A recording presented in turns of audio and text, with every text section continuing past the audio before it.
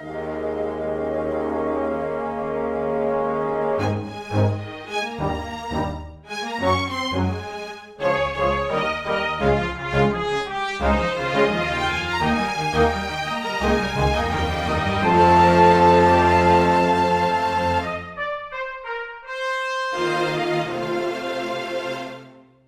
everyone, and welcome to Weekly Manga Recap.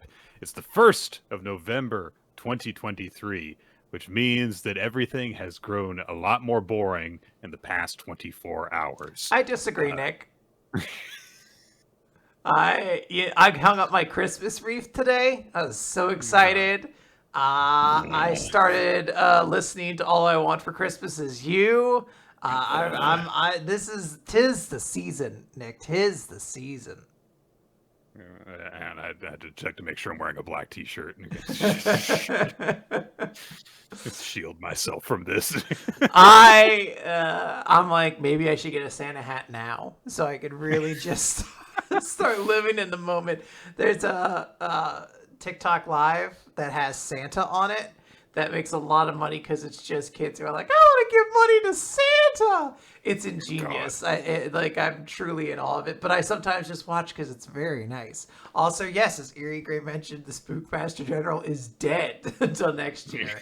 I had to bury him today. I don't know if you know, they don't like fade away into the ether. This is a gruesome new detail. They don't fade away into the ether. They leave behind a very bad corpse. And you have to bury them because they rot quickly. Yes. Oh, they stink. Like vinegar. Weirdly enough, they don't really eat a lot of vinegar, but they reek like it for sure. Attract raccoons into your dwelling as well. Yeah. So just gotta get that chucked in the plot back in the backyard and unmarked. Throw. No one's gonna mourn 2023 Spookmaster General. Just people like looking at their phones like, another one. Yeah, okay. It doesn't hit the TMZ like news feed like Spookmaster General found dead on October 31st, 2023, as expected. As is the tradition. How weird would that be if we if we lived in a world where like resurrection were commonplace, and so if we just like you have to report it because it's technically news, but it's like, oh yeah, Jesus died again today, whatever. Krillin dead recently, but we all know they're gonna get the Dragon Balls and bring him back. Yeah, I mean, come on. Yeah. Goku honestly died, but not for nothing. He comes back pretty frequently, so stay tuned for the end of the year. Hey, Mr. Satan's making another movie. That's pretty cool. Oh, boy. Everyone's excited about releasing. Oh, boy. I can't wait for the new Mr. Satan movie. All right, Mickey. I'm here, too. What was I going to say? I had a thought. It's gone now. Anyway, Nick, we should talk. We have so many manga to talk about. We have, you said 14, and I was like, 14. That sounds like an exaggeration. And I counted it, and I hit 14. And I was like, whew, okay, let's start. Eyes bigger than our stomachs, maybe, in terms of some of the stuff that we've taken on recently. But we'll start things off with My Hero Academia. It's chapter number 405, The Final Boss! So, last time, Bakugo came back from the dead, see? It's common. And blasted through the air with help from Deku, snatched All Might from All For One's hands, and in fact, blew All For One's hands off in the process. Yep. We begin this chapter with everyone reacting to this. All For One looks surprisingly pleased about it. Like, that's a smile. Maybe he's just not reacting to what's happened. I think he's just insane. I think he's just like, you what? You did what, my guy? You stopped me from killing my rival in a gruesome fashion on television, and you took off my arm? Say what? This is bullshit. Yeah. I'd flip you off, but yeah, he's just like, what? I don't even have a way to. I came into like the arm thing. You fuck. I hate you. All Might speaks to Sir Night-Eye inside his mind palace.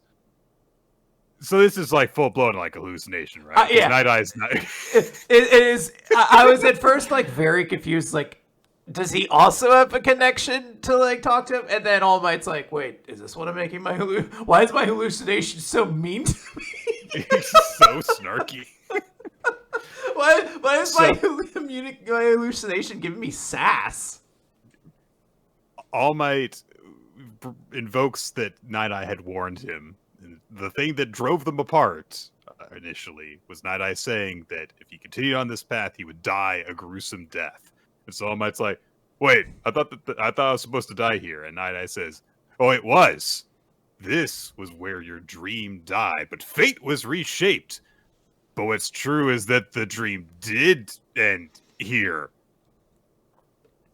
Yep. See, it doesn't have to make sense because he's hallucinating. It's just like, no, like, I saw that something bad was supposed to happen. I kind of, skimmed at that point, and then, and then I told you, like, I saw you about to be ripped in half in the air, and I was like, ooh, that seems bad. I'm just gonna tell him there. No need to look any further at the gruesome rest of the details. I didn't see that the kid saved you. You know what? Or it's like when you skip to the last sentence of a book, and it's like, and they walked off into the sunset. So, well, I'll bet that means that everything's fine, and it doesn't talk about like all the horrible things that surround that. It's like you can't just see the very end. You gotta have context. The idea that walking into the sunset actually just means they're walking into the sun as an act of like suicide. Like Which, I mean, very impressive if you do manage to do that. To walk into the sun, yeah, that's pretty cool. Not walk into the sun, walk into the sunset. Oh, because I was gonna say I only know one person who's walked on the sun. That's Smash Mouth. Right. Uh-huh. Don't delay, act now. Supplies are running out. Yep, you know what I'm going for. I know what I know what you're going for. The lyrics of that song are too weird for me to remember them all. So. Yeah, but the Meteor Men beg to differ, judging by the hole in the satellite picture. That's the other one. That's the other one. That's the one I know all the lyrics for, though. I gotta get those in somewhere. Nick, somebody once told me the world was gonna roll me. Hakuna Matata, what a wonderful phrase. Wait, no. Anyway. I don't really know why this topic came up, but keep going. So, All Might is now given the assurance of like, hey, you kept your promise. You're going to be able to keep watch over Deku and everything. But he says like, but everyone knows that the old master is supposed to die after passing on the torch. Sir Night Eye says, you've read too many comic books, Toshinori Yagi. So, look, we're not doing that. This is just flat out saying that, like, yes, I know that that's the cliche, and I know that I was setting up for that to happen, but I am telling you I am subverting it directly. I am directly going against the trope. But Night Eye also said, meanwhile, Jiraiya in a fucking lake somewhere be like, wow, I couldn't have gotten this? The fuck? Night Eye says to All Might, you are a hero, but you're also human. You can't die so readily. Which, yeah, I do like the message of like, don't be so desperate to sacrifice yourself. That even if it's coming from All Might's own head, it's nice. But as a result of Bakugo's big save, everyone who was watching the whole time has witnessed Bakugo's big goddamn hero moment. And I do like that some of the little kids recognize him and they're like, yay, it's Bakugo. It's nice. And All Might says, Bakugo, are you okay? Because, he was dead a year and a half ago. And Bakugo's like, yeah, I'm fine. Vomits up blood. But it's okay. This is not only a weird parallel between him and All Might, it's also a good thing, as it turns out. So, Edshot, remember Edshot? He who sacrificed himself so that Bakugo could live, little tiny thread with all of his ability to speak and think, I guess, crawls out from the stitching over Bakugo's chest and falls on the floor and says, I've forced you to expel the pooled blood within. So it's a good thing that he coughed up blood. Good. Yeah. Oh, dude, Nick, this is like when Josuke and oh god, why I can't believe I'm forgetting characters from part 4. Anyway, they go to Pearl Jam. They eat the food and like it shoots out their old rotted teeth and then like gives them like new good ones and shit like that. It's like, oh my god, this is gruesome, and you're like, oh wait, actually this is making him a lot better. Actually, fine. Okuyasu. Fine. I don't know why I blanked on his name. So yeah, he says that Edshot says he used his own body to mend all the damage to Bakugo's body, but he says every breath you take will inflict hellish agony on you. So take a rest. And Bakugo's like, yeah, okay, thanks. But Edshot says like, oh, I'm not the only one who saved you, because there was a spark, it was a tiny bead of sweat that Bakugo had that gave him life from the explosion inside of it. I don't know. I don't know if having a drop of nitroglycerin inside of you when you're near death is a good thing. Nick, if Enel can restart his own heart by electrocuting himself, I think this is okay. I'm going to go to the scoreboard, Nick. Turns out it's okay. Okay. I'm going to look to the judges. They're giving me an okay. I can't see them, but I guess I'll take No, they're right there. You can't. I know, based off of like the way my room's shaped, you feel like you could have a general idea what's supposed to be right over here, but there's actually a panel of 5 judges. It's a big panel of judges. You'd think one would be enough, but I need to make sure. That was a unanimous decision, though. They said this is okay. Nick, there's not a corner here. There's actually like it like opens up into a second room at that corner. Yeah, it's sort of like how in the Friends show, if you opened up one of the doors to one of the rooms, it actually led to the central perk set. So anyway, Bakugo's own power was what made sure he didn't die. I guess he's fine. All Might, who is still not doing hot. Remember, he was beaten nearly to death even before Bakugo saves him. Says like, "Oh, your arm," and Bakugo extends his arm out, and All Might says, "This won't do its original job anymore, but it can still serve as a brace. Great explosion, murder god dynamite." Say the whole thing. He did. And he gifts Bakugo like the last remaining part of his arsenal, the gauntlet that he was going to use to trigger the explosion, and it wraps around Bakugo's arm in his place. And Bakugo gives this very uncharacteristic, nice smile. Oh, it's so sweet. It's the same smile he used to give when he would look at All Might, like, as a kid. Like, it's a very, like, genuine, like, I love this person's smile. I thought that was so cute. Yeah. So, All For One is still going like, look, I'm still going to do this. Going to go over to my other self. God damn it, why is this not working? Why has everything been fucked up?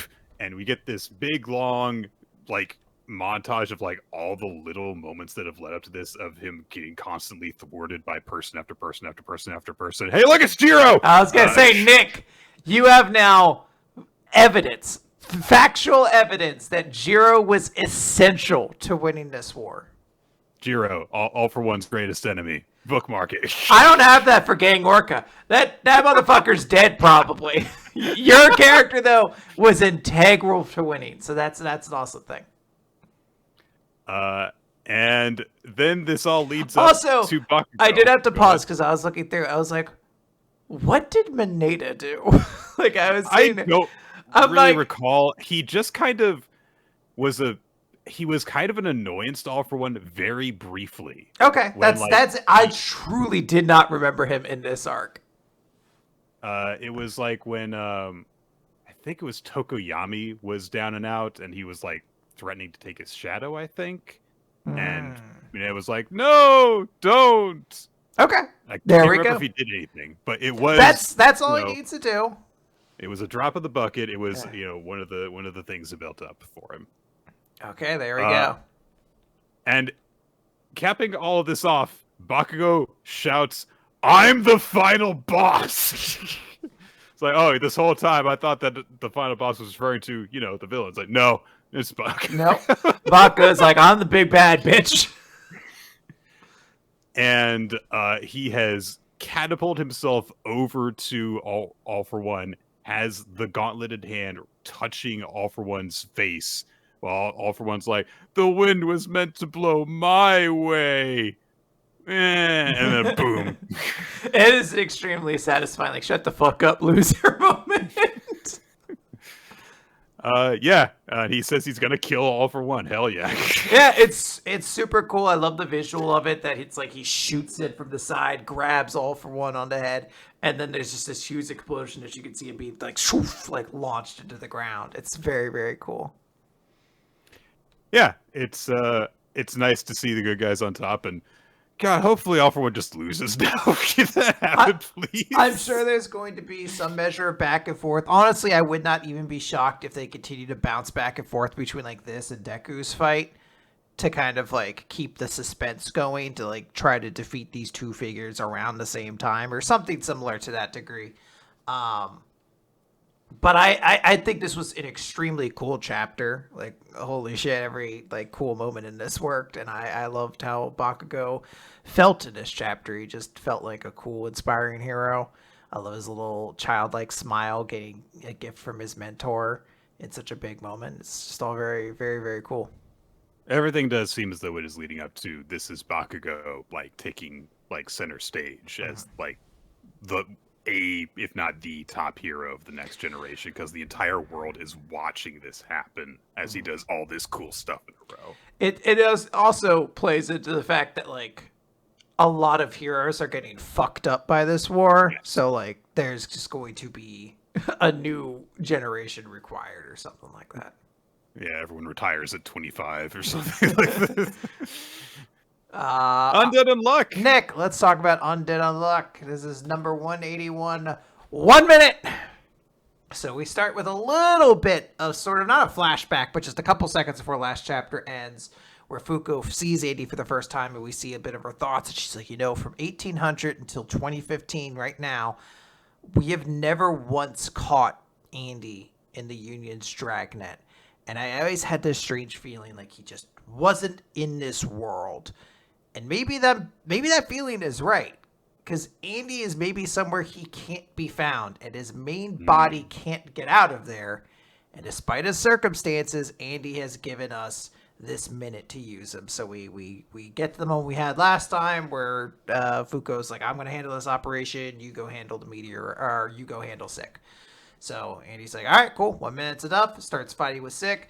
Sick starts stabbing him in the face just over and over again, filling him full of diseases. And Andy's like, hey, you know that illnesses ain't uncurable? They eventually just go away. I'm undead, bitch. And he shoots his hands at him. And I do like it. Sick, like both of his arms go past the different sides of Sick. And Sick is like, nice moves, lose. Oh, no. And instead, Andy has grabbed Chikara's face to force on move. And he's like, Sick's like, I'm not worried about this. I already know about this technique. I'm just going to rip off all my skin. But in that moment, Andy's already above. Now you hold on there and let me do that. Yeah. Andy's like, nah, sorry, dog. It just starts kicking his face into the ground. Andy calls out to Yusai. It's like, use undraw. Shin, give me one of your pauldrons. Gina, create, put on change on the ground and make it match the shape of the pauldron, basically. And everyone just starts acting like Yusai's like, how do you know my name? But everyone does it. So there's a unbreakable shield above Sick, who is undrawn, so he can't pull himself out of the ground. And then on change is around him. And Andy's like, all right, not enough time to search for the core, so I'm just going to crush all of you at once. And he does his big dead road attack and just starts launching like a geyser of blood. And what remains of Sick is just being crushed beneath everything that he can't escape. It is truly gross as fuck. It is horrifying. I do love his no time, I'm just going to crush all of you at once, basically. And we do see that the core inside of Sick is looking to be crushed. Like you can see it like starting to crack and break and all these things. Like it's going to be destroyed in this moment. Gina's watching on. She's like, oh wow, he instantly coordinated all of our abilities. He's really amazing, isn't he? And looks over and she sees Fuko is just passionately working. And she kind of, I think in that moment, like she looks and she's a little confused, and then she looks over and she has a little bit of like kind of an expression that's strange on her face. I think it's her moment of realizing just how much stress there's on Fuko in this moment. Yeah. Like starting to process the emotion, like, oh, you really care about this guy, but you recognize everything that's happening. Suddenly, though, all these cracks start appearing, and they realize it's Move. We cut over to the round table where Move is sitting at the first chair. And he's just got a soda. He's got his popcorn. He's just having a good time. And he's just like, boring. Apocalypse is like, why are you interfering in the sacred quest? Are you going to let this guy escape? And I love Move's explanation. He's like, Undead is boring. I want to see Negators like fighting like with one life to live, clash in the best possible way. And that'll never happen with Undead. He's too meta against Six's powers. This is bullshit. He's broken. This sucks. So now we know why he's a D20 is because he's a massive balancing nerd. Yeah, he's like rules as written says you shouldn't be able to do that. We have to keep the balance fair, otherwise you're just gonna use smite every turn, and that's not fun. So Fuko has finished the surgery. She's got about 20 seconds left. She's like, okay, can you guys still act? We're gonna need your attack basically again. Calls out to Andy. The two of them run towards each other. They don't say anything. They just know what's going on. They give the high five. Chica's like, or not Chica, Ichigo, right? Ichigo. Yeah. Ichigo. Ichigo's like, oh my God, she touched him. This is really, really bad. And he goes like, no, I mean, if he's undead, he should be fine. But like, I can't imagine that little bit of contact being enough to stop a meteorite. Andy's body is fading away, and he's like, all right, time's up, right? Well, Rip, Latla, hit me with what you have. I do like Latla's like, eek, the severed head is talking to us. And Rip's like, let's hit it, yeah. Yeah. So they go to kick the head. I love it. Andy's like, oh, hey, sorry to intrude on everything. By the way, welcome to your... And like, the fucking soccer ball launches head into the sky. And then... the unluck stroke hits. The meteor's coming. Andy's in front of it. And the comet intercepts. And presumably, I guess the two just collide with each other. We don't get to see, like, the aftermath of it. But a lot of things happened here that are pretty crazy. Everyone's Also, this is wicked sick, yes. according to Andy. So, yes. Very wicked sick. Everyone's reacting. This is really great. Rip starts saying like, "Oh gosh, everyone's okay now. We better start fixing everybody." Oh wait, no, I'm on repair. I can't do that. I'm gonna give this to everybody else, basically. Yep. We have a little moment of Latla going over to Layla and being like, he's a heck of a man, that Prince Charming of yours. But Fuko seizes this opportunity. She leaps into the hole that Sick was in, and she's like, "Hey, there is no longer any part in this world." There's no longer any spot in this world that our investigation can't locate. So if there were something, it would have to be on the flip side of this world. And she goes to the crack created by Move, and she says, that has to be the place where Sick retreated to. There's no telling when this gate might open next.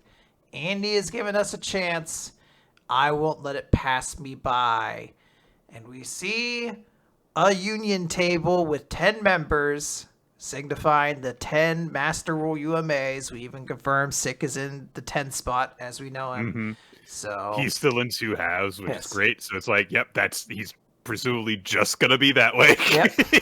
He's been unrepaired, sliced in half. So there we have it, Nick. The 10 Master Rules. Looks like we're gonna get a glimpse of them in this chapter. You can see a little bit of their designs. Yeah. So I like how immediately you can tell that they're very distinct from each other. Like the one at the 4 spot seems to be smaller than the others. Number 3 has like DNA helixes coming off their hair, which gives you clues their ability. Number 2 looks like a religious kind of person, maybe. Yeah. And then number 7 looks like a dapper gent. Yeah. Just looks like he's having a fancy little time.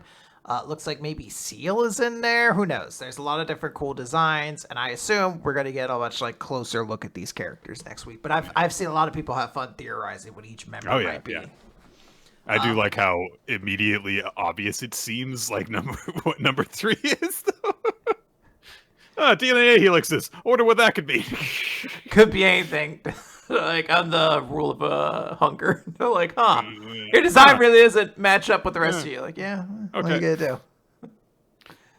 Yeah, this is a fun chapter. It was nice that, yeah, Andy's the ace in the hole, and I like that we were given the non-finish as well. Because, like, look, we were just introducing this concept of, our Akatsuki group, so let's not kill one of them off immediately. Yeah, it's weird because like I knew when we were introduced to 10 master rules, like obviously it was going to take time, but this does feel like a moment where I'm like, damn, this series could run for like another 2 years.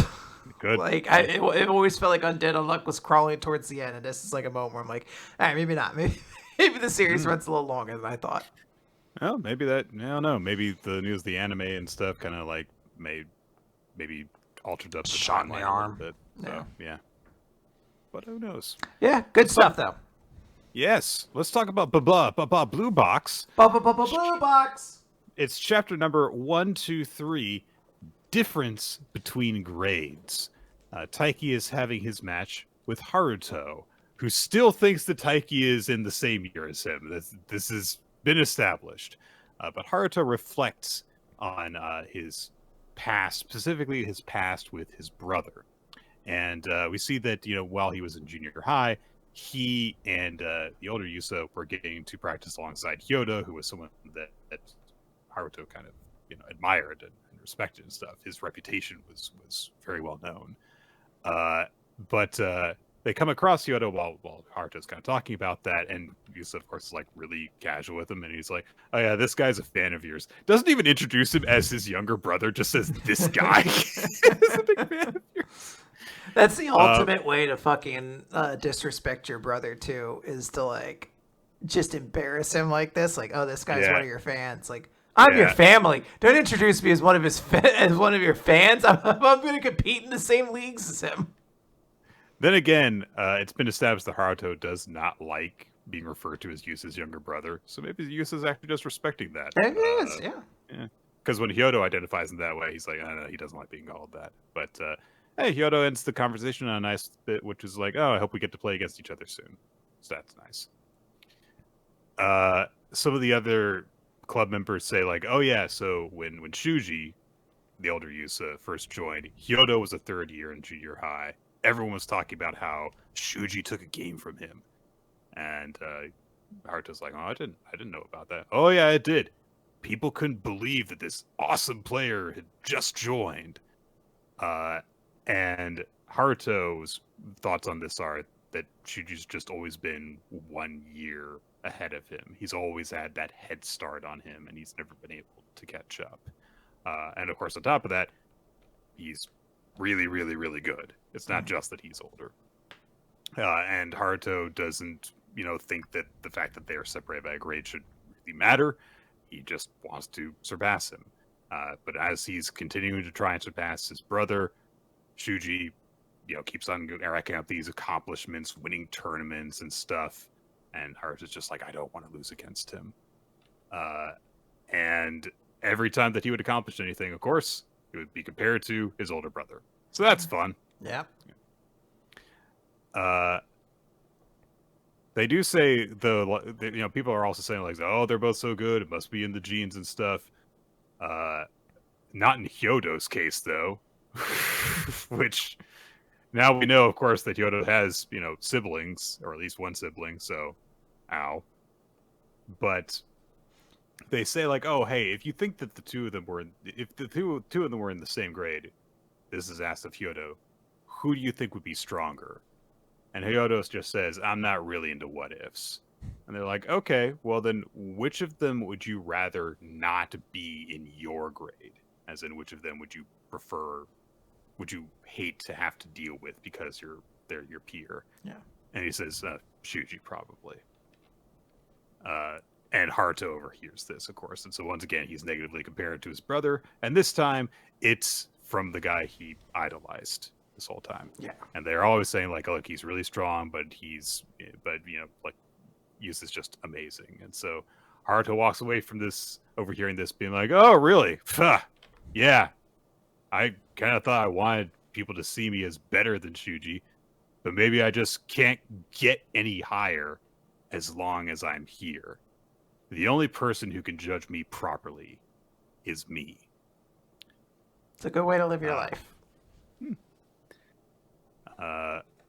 And then he heard that Yusa lost a match against Ame. So Haruto's went, huh, so if the guy who beat him is here, I can get better than Shuji. He's like, look, he's thinking about this during his match with Taiki. Like, look, I wanted to tear apart Yusa for always being ahead of me with that smug look on his face, and I wanted to tear apart myself for growing used to being in his shadow. And he starts throwing some tricky shots at Taiki, but Taiki is very doggedly going after everything while everyone is watching. And Haru is also watching the match closely. And Taiki's built up all these great reflexes. He's got great leg work now as well, so he can return all these tricky shots. And Haruto goes for to lob it over him now that he's approached the net, and Taiki leaps up and hits a volley overhead and does that as well. And as the match is proceeding, Haruto's like, I've been so eager to take down Shuji, but once I stepped outside, I realized there are still a ton of people I have to beat.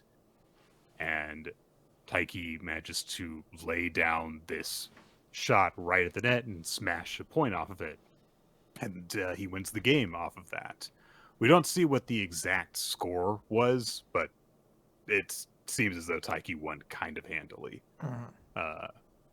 So they established that, and they're like, oh, yeah, thanks for the good game. And Haruto goes, I'm not satisfied. Run it back. Yeah, let's have another match. and passing by Nishida is like, oh, yeah, your big bro said the exact same thing. He's like, what are you talking about? Wait, what are you talking about? What do you mean? And Nishida's like, oh, yeah, well, last year during the match we had against Sajikawa, Yusa said the same thing when he lost to Taiki. Wait, you're the guy who beat my brother? I like his little faces. He's like, processing. It's like, you beat my brother? Wait. You're a second year? You're a second year. Yes! And so he immediately bows his head. He's like, I'm sorry for my rudeness. But Taiga's like, yeah, it's all right. I've always wished that the difference between grades didn't exist. And hey, there's something that, Yusa knows he can relate to him on. And so he's like, all right, yeah, okay. Well, first off, I got to start by beating you, Taiki-senpai. Oh, he called Taiki-senpai. Isn't that nice? And he goes off, immediately challenges someone else to a match. Taiki looks over to elsewhere in the gym, spots Chinatsu, and then he's just thinks to himself, she's a nourishing, fatigue-relieving tonic. I'm glad you love your girlfriend, Taiki. It's very cute. You care about her a lot. All right. Hey, sports! I still don't know how badminton is played based off this series, but I do think it was a fun little adventure to get to read and watch and be like, ooh, what's happening back and forth. Taiki's cool. Like, hey, all of his hard work has paid off because there was like this super cool rookie that was crushing everybody, but Taiki held his own against him, and it's like, okay. It's nice. Satisfying. I like Haruto. He's got like fun character moments to him, and his motivation makes sense. I get why he came to this school then. Yeah, I do think if like Yusa were to be a regular character, then it's like he'd be too boring. But Haruto is a lot more expressive. He's got a lot more eccentricities to him. So even if he's not doing purely badminton stuff, he can be entertaining. I think they had two very dry antagonists, like rival figures. And then they just created duplicates of them that are like full of personality to actually interact with the cast. Amazing how much better that works. Yeah. Chainsaw Man. Chapter 147, Cremation.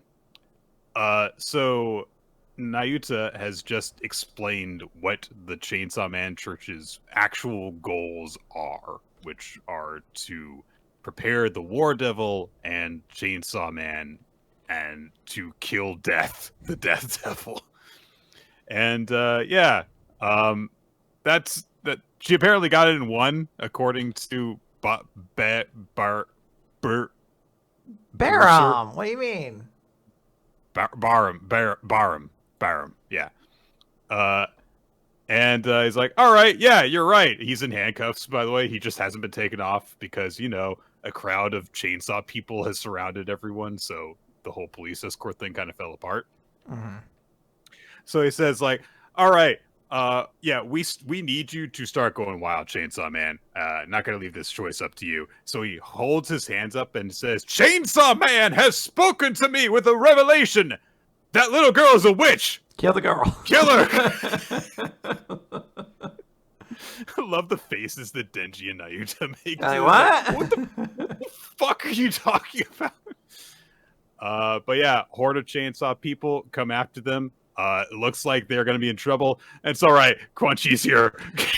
It's such an interesting decision to have like a 2-page spread where it's not like meant to be like one shot, then you turn the page, you're like, oh, there's the result of that one shot. It's like these 2 shots are like, inextricably linked or anything like that. It's just very much like they're in danger. They're not. And you're like, okay.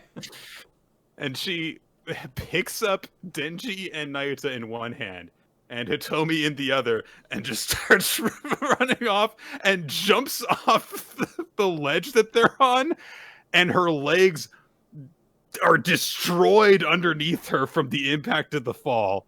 And it's like, all right, devil powers immediately regenerates the damage. Also, her pants regenerate too, because that's how that works. Chainsaw people come after her. They're devil pants, Nick. Devil pants. Yeah, that's the theme song they do. Devil pants. She drops Omi and Denji, gets up to a crouch, and just is immediately in the follow-through position after having swung her sword through all the chainsaw people around them, cutting them all apart. Body parts flying everywhere. It's so funny. Quan Chi in this chapter fucking works like a fucking Gary's Mod character. like all the action is so like, and then like 6 people get cut in half. You're like, okay, fair enough. Barum objects to this, referring to her as like a manga character come to life, or like a manga character, whatever. From their new position, do you think Denji, when they animate this, they're gonna be like an anime character? An anime character come to life. From their new position, Denji looks around and sees, massacres happening, bodies everywhere, stuff on fire, weird claws coming out of the ground too. Yeah, I like that guy. And of course, the police are reporting there's been a huge mass devil outbreak. They are calling on all citizens who have devil extermination training to help with the suppression. One guy says, "Is it really necessary for us to burn the bodies?" as they look on bodies that they have bonfired. And another one says, like, they have blood. As long as they have blood, these pseudo chainsaw men can revive with one pull of the starter on their chest. So this is the simplest way to get rid of them. All right. So everything's okay. They controlled all of the attackers. Quan Chi has gotten Denji and the others to safety. And then some dude. I wish that this were the same student from before who did this, but he points at Denji and goes, "I know him! He's a Chainsaw Man wannabe too!" All right, so this is what we're doing now, I guess. It's weird because I'm like, this is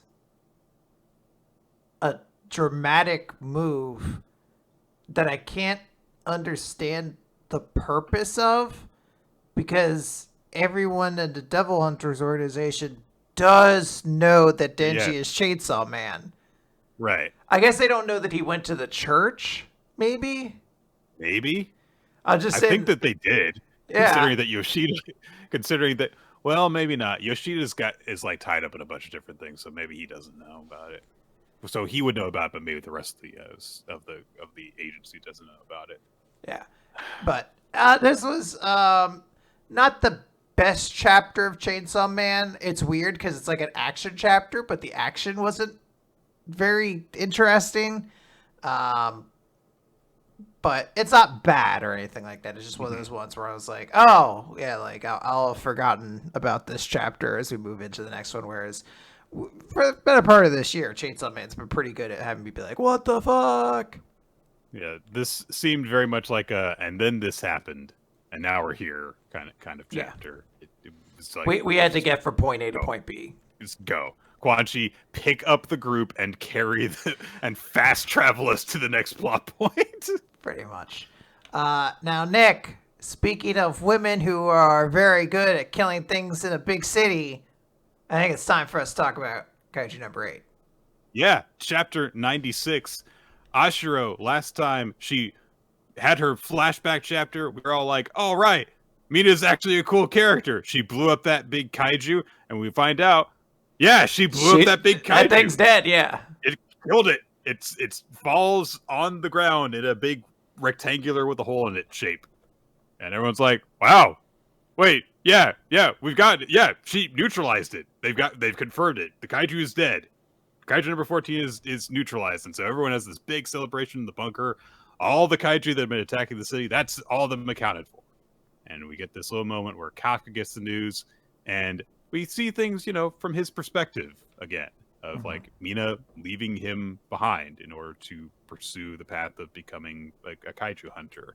And he thinks to himself, like, you really have left me behind. But he's also proud of his friend. Yep. So it's nice. And so everyone's like, yeah, this is an amazing accomplishment that everyone has pulled off, neutralizing all these incredibly powerful kaiju all at the same time. And in lieu of talking about Isao's wife, bald guy Isao's friend says, like, your judgment was impeccable. You were right the whole time. Good job. But twist. No! Twist? Coming over everyone's radio, a voice says, testing. Can you hear me? Hello there, Defense Force. And it's Kaiju number 9. And everyone's like, what the hell? What? And so they're like, oh, what is he after? Is he going to target the defense headquarters? Is he coming for Kaiju number 8? And number 9 says, like, I wanted to give this streaming thing a try. And boy, was I surprised. I never thought you would have taken down my masterpieces so quickly. You guys are way stronger than the Defense Force in Isao's memories.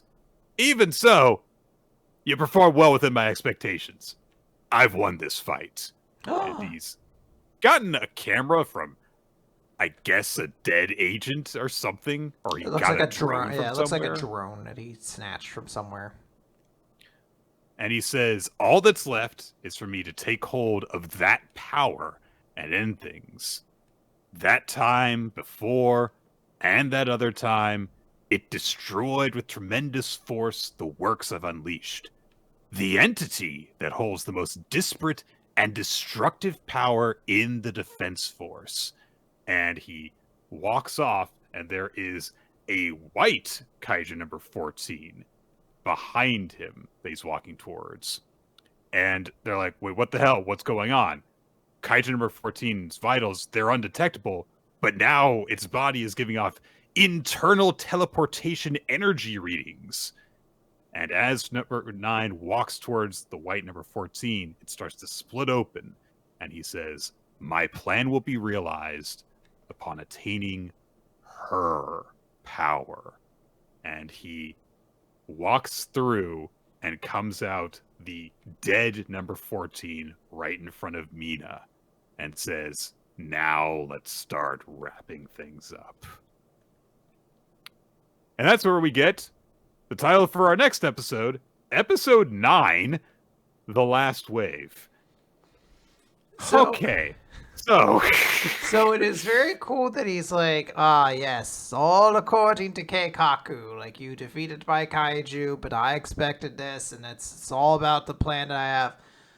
I will be rather frustrated, though, if we spent no time knowing anything about Mina, and then we got a flashback about her just in enough time before she got like fridged or captured or whatever or something like that. Something like that. Turned into a plot hook instead of a character. Yeah.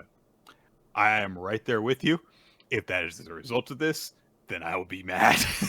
I'll be big mad. I'll be like, damn, you got me again. How do you keep getting me on this character? I thought I finally was like, no, she's a cool character. Everybody else is wrong.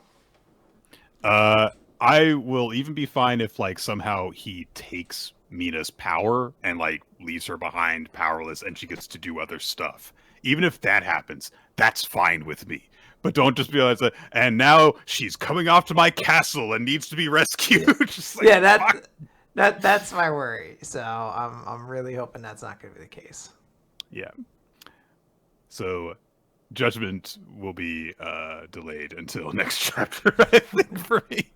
It'd be super cool though if next chapter shows up and she just shoots his head right off. she's like, over. She's like, I had a couple more rounds in the tank, and he's like, damn. All right, never mind. Not according to Keikaku. Keikaku was bad. Spy Family Mission 89. It's a Yuri chapter. I know I physically read this chapter. I retained nothing from it. There were so many words. There were a lot of words. I'm going to try and just hit the basic points. Yuri has not been doing so well recently. He gets hit by a truck on his way to work and is told when he gets in, how many times do I have to say this? Stop getting hit by trucks, which is a funny line. Turns out he's not been doing so well. He's continued to push himself since, he had that fight, that mission where he, got his ass kicked by Lloyd really, really, really badly. But there is, continued fallout from it. They've been having anyone who's got a gunshot wound on their right arm be brought in. So they bring a guy who's very obviously not Twilight, like he's completely wrong build. And I do like that the way they put it, which is like, what, you're not going to interrogate him? Look, if that guy can disguise himself the way that, as the people that we know Twilight disguise himself as, then he's a wizard, and we don't want to mess with that. So, it's not a bad line. He then gets really, really tough with the guy. Basically says like the only reason that torture doesn't work is if they don't do it right. So, ew. He's a bad person here. However, then he goes off. He's being put on a task with a partner this time. A girl that he knew in the academy who is a few years older than him, but they were in the same class. And she kind of reminisces about how like, oh yeah, there was this weird kid who came in, this 14-year-old that showed up at college without even completing high school. And you're still that weird, impertinent know-it-all that everyone hated back then. You just like don't know how to get along with people, basically. They pass by. He happens to spot or smell something. No, yeah, he detects her from a distance. He detects Yor outside the car on the sidewalk and decides to duck down so that she doesn't see him. His fellow agent is like, "You're being creepy." She's right. They get to where the mission's going to be. Yuri dives in and is like, I'm going to go do it. And she's like, why are you going in headstrong like that? And Yuri dashes in and he calls all of his moves your punch and your kick and stuff because he's weird. But he's been having a hard time of it. He's been beaten down a lot. He got hit by a truck this morning. And so he's struggling. He's tired and he's having a hard time getting beat up, and he's taking shots from these guys as he's beating them up. Until eventually a guy manages to come at him from behind with a knife. And he's like, oh, I'm going to kill this mysterious Yor Fu master. Yep. But fortunately, Yuri's fellow agent comes in, snatches the guy's knife, clocks him with an elbow, then immediately whirls around and slaps Yuri across the face. And she's like, if I had stayed at the back door, like you said, that you would have been stabbed to death. And Yuri starts to say, one little stab wouldn't have killed. She slaps him again. I like this girl. And she's like, no, people die, Yuri. even you can die. You love your sister, right? If you die, then think about how that's going to affect her. Think about how she would feel if her own brother died. You're always talking about, like, I'm doing this to protect Yor. It's all for Yor's sake. But you're being a self-serving hypocrite, and you're not taking care of this person who clearly loves you back. And you've always been this way. You throw yourself headfirst into things, and it leaves you blind to all the stuff around you because you've got all this tunnel vision. And we've seen a flashback that, like, he got sick studying for a test, and then missed the test and crawled his way back to school while sick to be like, no, let me take the test. So he's like, look, you're really irritating, and you're bad, and also your bad mood is contagious. And then she eventually is like, all right, I'm sorry, I think I might have gone a little bit overboard, but look, you do everything in this weird, straightforward way, and Yuri's like, well, what do I do then if I'm not supposed to do this? And she says, look, you just got to take better care of yourself. You know, your sister did all this stuff to set you up with this life. It's up to you to, you know, live a good life and repay that. You got to show your sister you're capable of protecting yourself. Otherwise, how are you going to be able to protect anyone else? And Yuri thinks about, you know, times when his sister would take care of him when they were kids. And then eventually comes to a point where Yor told him, I'm sorry for worrying you. From now on, in order to dodge every bee sting and boar charge, I need to get faster. And Yuri's like, get faster. That's it. What I need is evasive speed and blocking skills. I've just been using my resilience as a crutch and neglecting those areas. And his fellow agent's like, that is not the point I was trying to make, but sure, fine. Yeah, whatever. So Yuri goes and practices evasive techniques. Yor happens to come in and visit him, sees that he's gotten himself hurt again. She says, like, oh, I brought some home cooking to apologize for, you know, when I was, like, I kicked you out last time even though you were hurt. And he's really touched by this. He starts dying and it's like, oh, it's so good. Oh, this is especially the fish. And Yor's like, oh, actually, Lloyd made that fish for you. And he immediately spits it out and hates it. Yep. But then Yuri starts to have thoughts on, like, wait a second. What if I came up with a reason to have Lloyd arrested? That would be great. Would that be something that would make her sad? Nah, I can't imagine she'd be sad about that. Hey, Yor, do you still hate Lloyd for like you were before? No, that was a misunderstanding. So do you love him? You don't, which means you hate him. So it was very nice of Yuri to get this little brush by with an attempt at character expansion and character writing and stuff, and then just be like, nope, run away from that. Yeah, I mean, maybe at some point we'll get a little arc and we get a little bit more detail with them, but this one was kind of like, yeah, character development, quote unquote. Like, I understand. I'm about to learn a lesson. Can't have that. Now, Nick, we want to talk about a series with consequences. We had to talk about Eden Zero, chapter 262, just one more time. I don't want to. Don't. So, of course, Nick, everyone's most popular character in Eden Zero, Lightning Law, has just inflicted, apparently, a lethal attack against Shiki. Stabbed him right through the chest. This is like one of those Wolverine moments where it's like, wow, you suffered lethal damage immediately. It's a good thing you can't die. So Shiki goes down. There's a light in this tunnel, and it's Rebecca. She shows up and crashes into Law. The scale is wrong or weird. Like, it's very confusing. It's a tiny ship. It's like she's riding around in it's like she's riding around in like one of those like Power Wheels vehicles. Lightning Law, very cool character. Everyone thinks rules. Blows up the ship immediately, and Rebecca falls. She's like, Shiki! And she goes over. She's like, oh my god, tell me this isn't happening. And she's like, I have to turn back time. Shiki is dying.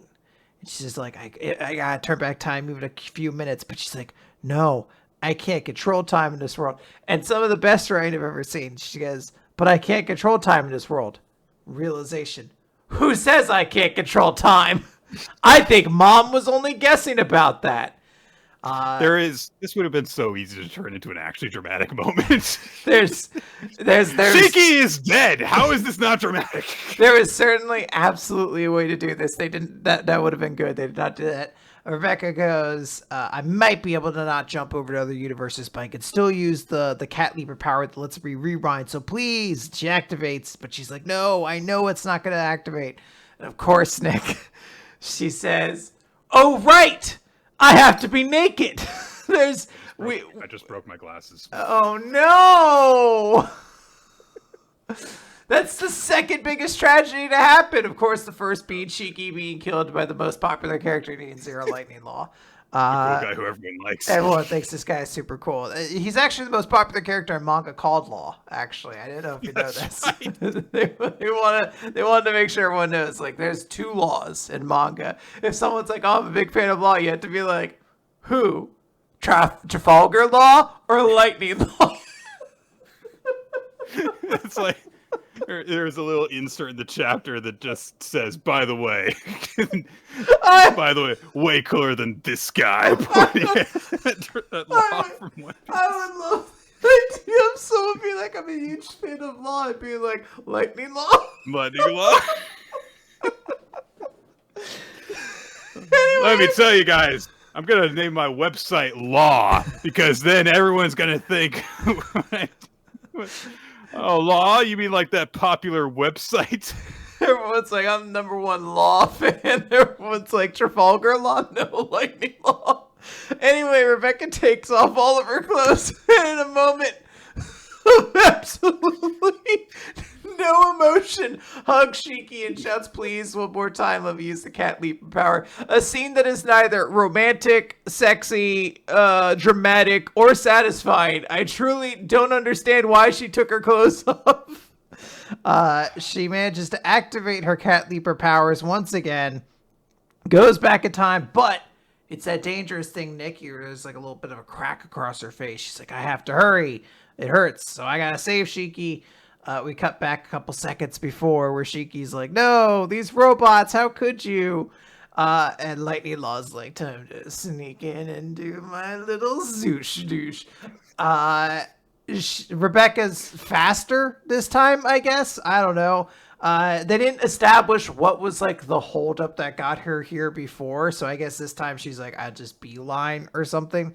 She shoots Lightning Law a couple times and grabs Shiki, and she's like, come on, we're going further in. And Lightning Law's like, I'm gonna zap you, everyone's favorite character, but he stopped because another ship enters and Laguna comes out and kicks him. And Rebecca's like, yeah, I called Laguna. Laguna's gonna take care of things here. And Shiki's like, no, this is my opponent. He can't do this by treating his crew like this. And Laguna's like, don't you mean he's our enemy? It's a very cool line. But all the robots, have gathered around Laguna and they're gonna kill him. And Lightning Law's like, you're gonna get killed by robots. And they're all paused. And he's like, what's wrong? Why won't they move? And Laguna's like, haven't you noticed? Every one of them is crying, saying, I don't want to move. And they all turn to water. Because I guess they cried. I guess his power was more like a metaphorical crying. It seems to me, which is ridiculous, because he made people cry with like fucking garlic and stuff before. So it was very much literal tears. Like, now it's like, if you just feel their like hearts are crying. If your soul would be crying. And we end the chapter with Laguna saying that Shiki's furious now. Oh, sorry. No, that's not the end of the chapter, Quinn. Don't you fucking lie and say that such a high note is what we end this chapter on. I was almost such a fool who said that was the end of the chapter. Laguna says Shiki's furious, not my fury. But of course, Nick, it is time for our weekly 1-page continuation of the flashback, which is Hermit and Killer talking to Valkyrie, who is apparently a doctor in a fact never established about this character. I think it was the only thing we knew about her before was that she surfed. Yeah, I was like, she was a surfer before, wasn't she? Like, she could be both, but I thought they would have like given more details about her. Wait, it's a great idea that we're getting this story 1 page at a time. Yeah. But she's like, yeah, I'm a doctor. They're like, we've read all of your theories, and Hermit's crying, and she's like, you don't understand, Doctor. The planet is crying. You have to help us. God. This chapter, look, even if individually you were to say like, oh, well, the Laguna fighting Lightning Law, oh, that's cool. Even if you were to say, oh, that's good. Even if you were to say, oh, Rebecca dramatically getting butt-ass naked in order to bring Shiki back from the dead by awakening a power that she wasn't sure she could access before till she got them titties out. Even if you say that was all good independently, the way that these are structured, the way it's laid out, this is like starting off with The Undertaker and Shawn Michaels are having their final match against each other. And then, oh, well, we've still got 2 hours of show left, but everyone stick around because Austin Theory is challenging Rey Mysterio for the United States Championship. And then, oh, that was the main event, but the show's still not over yet. We're going to cut backstage to where Adam Pearce and Nick Aldis are talking. And they say, Karrion Kross and Top Dollar are going to have match 3 of their best of 7 series tomorrow night on Raw. Like, that is the level of declining that we have in terms of starting off strong and ending on this. This is stupid. Yes. So there's so much confusion in this chapter. Like, there's a concept that's like interesting here of Rebecca being faced with something great, positive, not happening in Universe Zero, and her being like, oh my god, I have to undo this with my powers. And like, we joke about it, but like, the writing is very bad of her being like, I can't use my powers. Wait, who says I can't use my powers? I can use my powers. I'm like, going through the turmoil of her trying to use it and feeling like she's failing. Yes. And then, like, managing to overcome it. It's still stupid that the reason she can overcome it is because she has to get nude. It's just a dumb, weird detail. It's not sexy. It's just stupid. Like, at least I can't hear with all these clothes on or whatever. It was just, like, a concept of some kind. Whereas this is just nonsense, essentially. But the thing that really, like, I don't know why it bothers me so much, but Lightning Law, who is he's the coolest character, everyone loves him, stabs Shiki through the chest, and they're like, he's dead. And I'm like, you have a magic spaceship doctor hospital. I'm like, this doesn't qualify as like Shiki's dead to me. Like, nothing sold the moment because we had to move through like 3 beats so quickly. Like, this chapter should have ended with Rebecca. It should have started with Rebecca establishing why she's too late to get there. What caused her to not be there to protect Shiki the last time? It could be anything. You could just say, like, there were spaceships that got in front of her or something. There was a door that was a push door instead of a pull door. Yeah. And she struggled a little bit to navigate the door. It could be legitimately anything. But you establish that. And then she gets to Shiki midpoint of the chapter, big dramatic. End the chapter with her going back in time. Next chapter can be her going to save Shiki and then coming in, and then Laguna can take over. And you give both moments a chance to breathe and feel like there's something. Whereas here, they both just suck. So, not good. Pretty unsatisfying. The end page flashback has always been awful. But Lightning Law at least has been the coolest character ever established in the medium of manga. Everyone loves. I only made fun of this because I had to look up this character's name at the start. Like I was like, hold on, Nick, I had to look up what this character's and I was like, name is. I was like, is his name Lightning Lad? And you were like, wait, like, you're very close. You actually were right on the money. Thank you, by the way, to Wakamechi. You gave gifts in our Yeah. Discord channel. That is That extremely nice. cool. Thank you. Batch, hopefully you are enjoying our nonsense about the Season 0 chapter, which was not very good. I hope so. All right. Let's. Okay. I'm gonna have to actually You gotta get find a on way your to toe. read without glasses. So, all right. Cipher Academy. It's chapter 46. The desire to kill comes from talking, but that's better than talking. That's a disturbing thought. Dekii, the AI that is, running or, I guess supervising the VR academy that everyone is progressing through, gets some kind of alert as someone has illegally accessed the Cipher Academy metaverse. We cut away from there to see that Iroha's group is doing like a rock climbing puzzle thing, and we cut away from there immediately to see that the monitoring group is looking over some stuff, and Kagoe says, "Wait, that's strange. If she's been moving that fast, why hasn't she encountered anyone?" Referring to Namo Nakigara, member of Class 1F, the interrogation group with the the sack masks.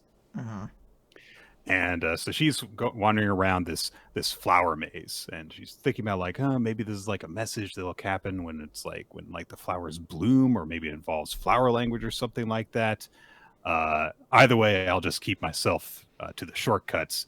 But then all of a sudden, Dekii appears in patrol mode, and patrol mode means that her hands have become scissor blades, and she attacks Nakigara and slices through her mask and her other mask, because it turns out this was actually Anonymity-san in disguise, also wearing her glasses weapon, Yes. which disguises her presence.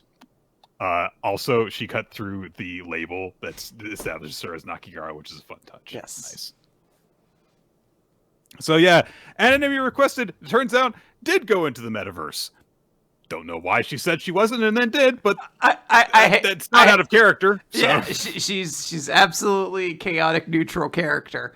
I am always fond of the fact that we have to say weird things like, I don't know why they're in the metaverse right now. When are they going to get their crypto? Literally. Nohime suggests that Anonymity requests disguise herself as a Class F student because she made some sort of backdoor deal with them when she was captured during the trilemma. Maybe. But Kagoe says, like, yeah, well, being a genius and all, I made preparation in case something like this happened. But before Dekii can kill Anonymity requested, Yosemura shows up and is like, oh, hold on, I'll vouch for her. And everyone's like, what's she doing here? And we get a flashback to Kagoe having gone to talk to Yosemura. And she says, oh, you rejected Iroha's invite, right?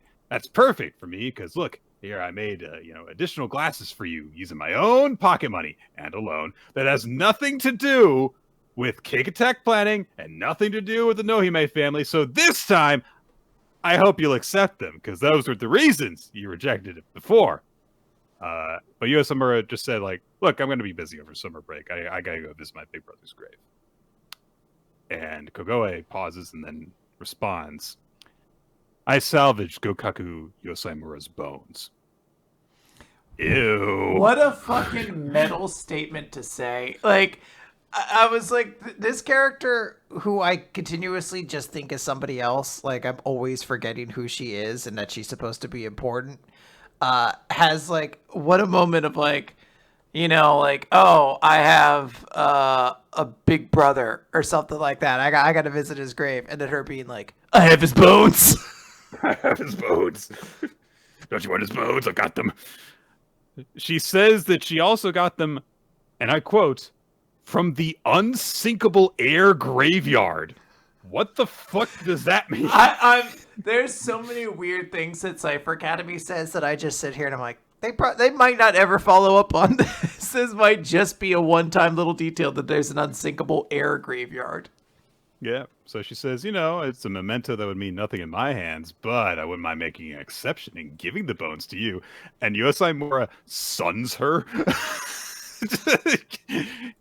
bends down, puts her hand on Kagoe's head, and says, "This is a problem. I've never really gotten angry before, so I don't know how to hold back." That's a fucking cold line. That's pretty metal. Just like, I don't think I've ever been angry before, so this seems really bad for you. But then she just kind of like older siblings go and says, there's a right way to ask people to do things, isn't there? And Kagoe flinches and she gets like legitimately worried looking, and she says, "I'm worried about Iroha and Kiora-san. I want you to support them, please." Aww. Mm-hmm. But why does she want you to support them? Is it because she wants all the morgue? Probably. Yeah. So Yosai Mura accepts the glasses and she says, "I'll accept this secret mission on behalf of your twisted friendship. I also have a friend I can't ignore." And this line from the past is put with Yosai Mura helping anonymity up in the present. So kind of starting to establish more of a bond between the two of them after we've really only seen them like interact inside that one poker tournament. Yeah. So sorry, something distracting is happening. Is it him? A little bit. What are you talking about? He's laying down. What a perfect cat. So anyway, Yosai Mura like tries to vouch on anonymity's behalf, says like, look, she clearly would have started from like the 100th floor without doing anything illegal. I vouch for her, so wouldn't it be a waste to ban her without listening to her? So Dekiai considers this for a second. She says, okay, but during the tournament, she only managed to make it to the championship because of her anything goes mindset, right? So to make sure she's actually really leading private level or not, I need to ask her some questions. For example, can she solve the final code of this floor that's been set up in that flower bed over there? It's the last question you're supposed to solve after finding all the hints scattered around the floor. But if you can solve it while taking a shortcut, then I'll accept the fact that you're just that talented. And so Yosai Mura just kind of like quietly looks over to anonymity, gives the floor to her, and she says like, yeah, from afar, it's kind of hard to figure it out because everything's in green, but there's two different types of leaves on the plants. You said flower bed, so the message should pop up when the flowers bloom. So wouldn't that be based on Munjado type of art? So Dekiai is like, yep, that's right. So lets her go and says, okay, if you break the rules again, I will kill you, and that will hurt you in reality. So be careful. Anonymity, when she's gone, says like, you didn't have to do that to Yosai Mura. And she's like, oh, I'm sorry for being such a jerk when we were playing leaky poker and everything. But Yosai Mura says, I've been taking shortcuts too. No matter what sort of backdoor deal you've made, it'll help to have a friend in Class F due to how enigmatic they are. And so they head off together, and they're like, the best way for us to help everyone out is just going to be to clear this thing. And they head off together. They get this big 2-page spread where they're posing while walking downstairs, which seems dangerous. No, Nick, we should all be doing this more often. No. They're referred to as Team Hope and Fortress, which is a pun on both of their names. But anyway, we got other stuff to do because Iroha's group has just come across another duo of people from the Mahjong parlor floor. Forced encounter mission, Martial Mahjong. So presumably there's going to be some sort of Mahjong puzzle thing that's going to happen. Some kind of tag team Mahjong match. Yeah, I believe that one of these is from Class 1A, but it's I think it's the girl in the back is a member of the class. So, yeah.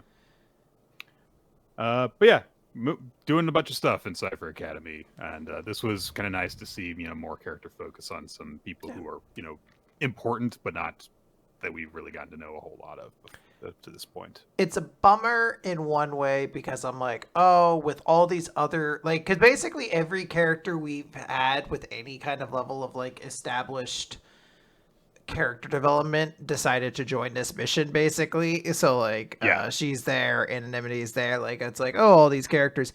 It takes away from the fact that I was like kind of excited to really get to know other characters a little bit more, but I guess we have gotten snapshots of them, so I'm not like completely thrown away by it, but it does feel like fucking everyone is showing up inside of this game. Yeah.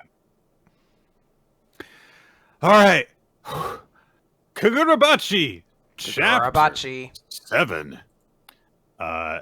So last time, Chihiro learned that there are people who are coming in for Char because she's from sort of clan that's got like special blood or something. He killed 2 of the sorcerers that were coming after them and is now like just carrying her down the streets because their car's been ruined. Immediately is beset upon by more sorcerers in an alleyway, including one who's got like an Oni mask, and him and some other guys start to come after Chihiro. He starts to draw his sword, but some dude stops him and says, put that away.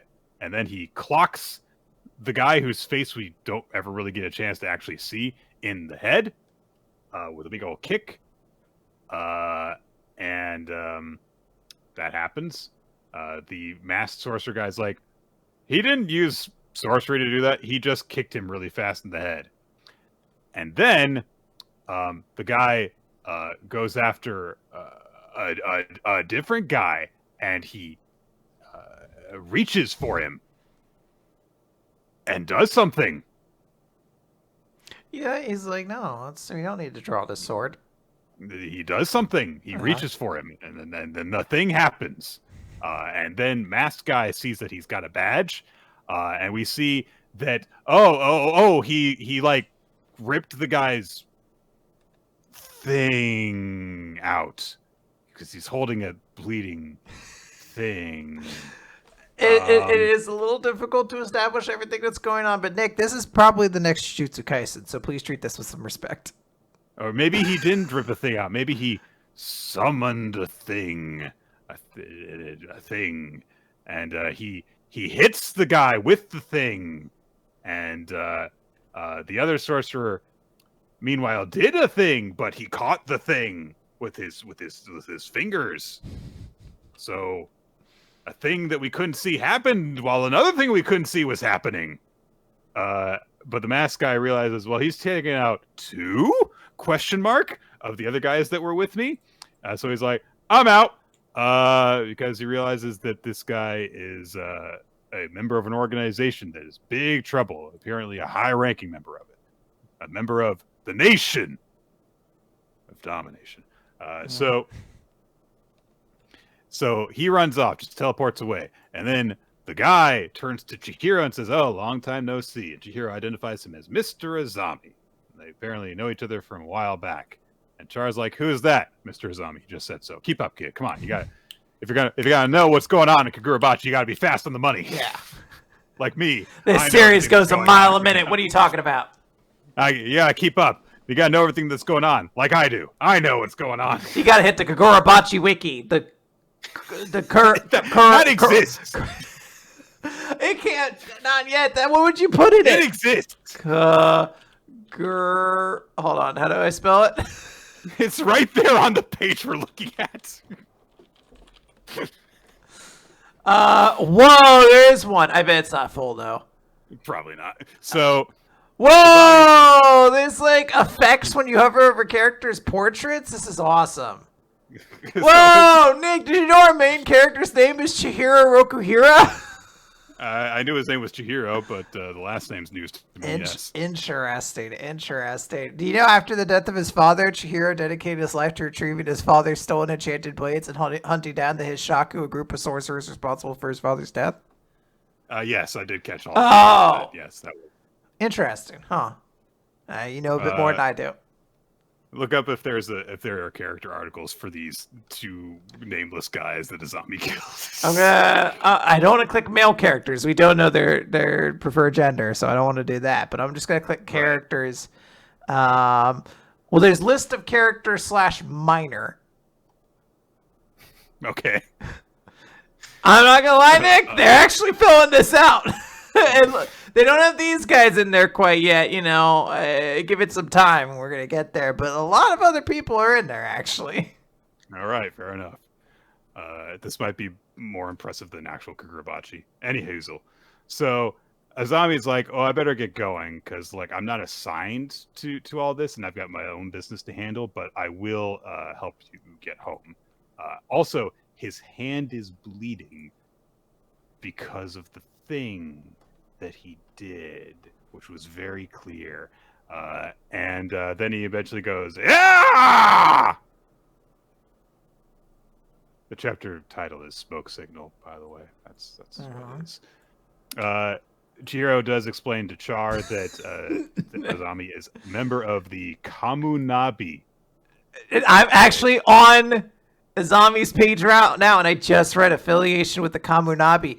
I also have a little detail. Now, this is technically a spoiler, Nick. I don't know if you want me to give it to you, but there is a status thing, and it turns out that Azami is, in fact, alive.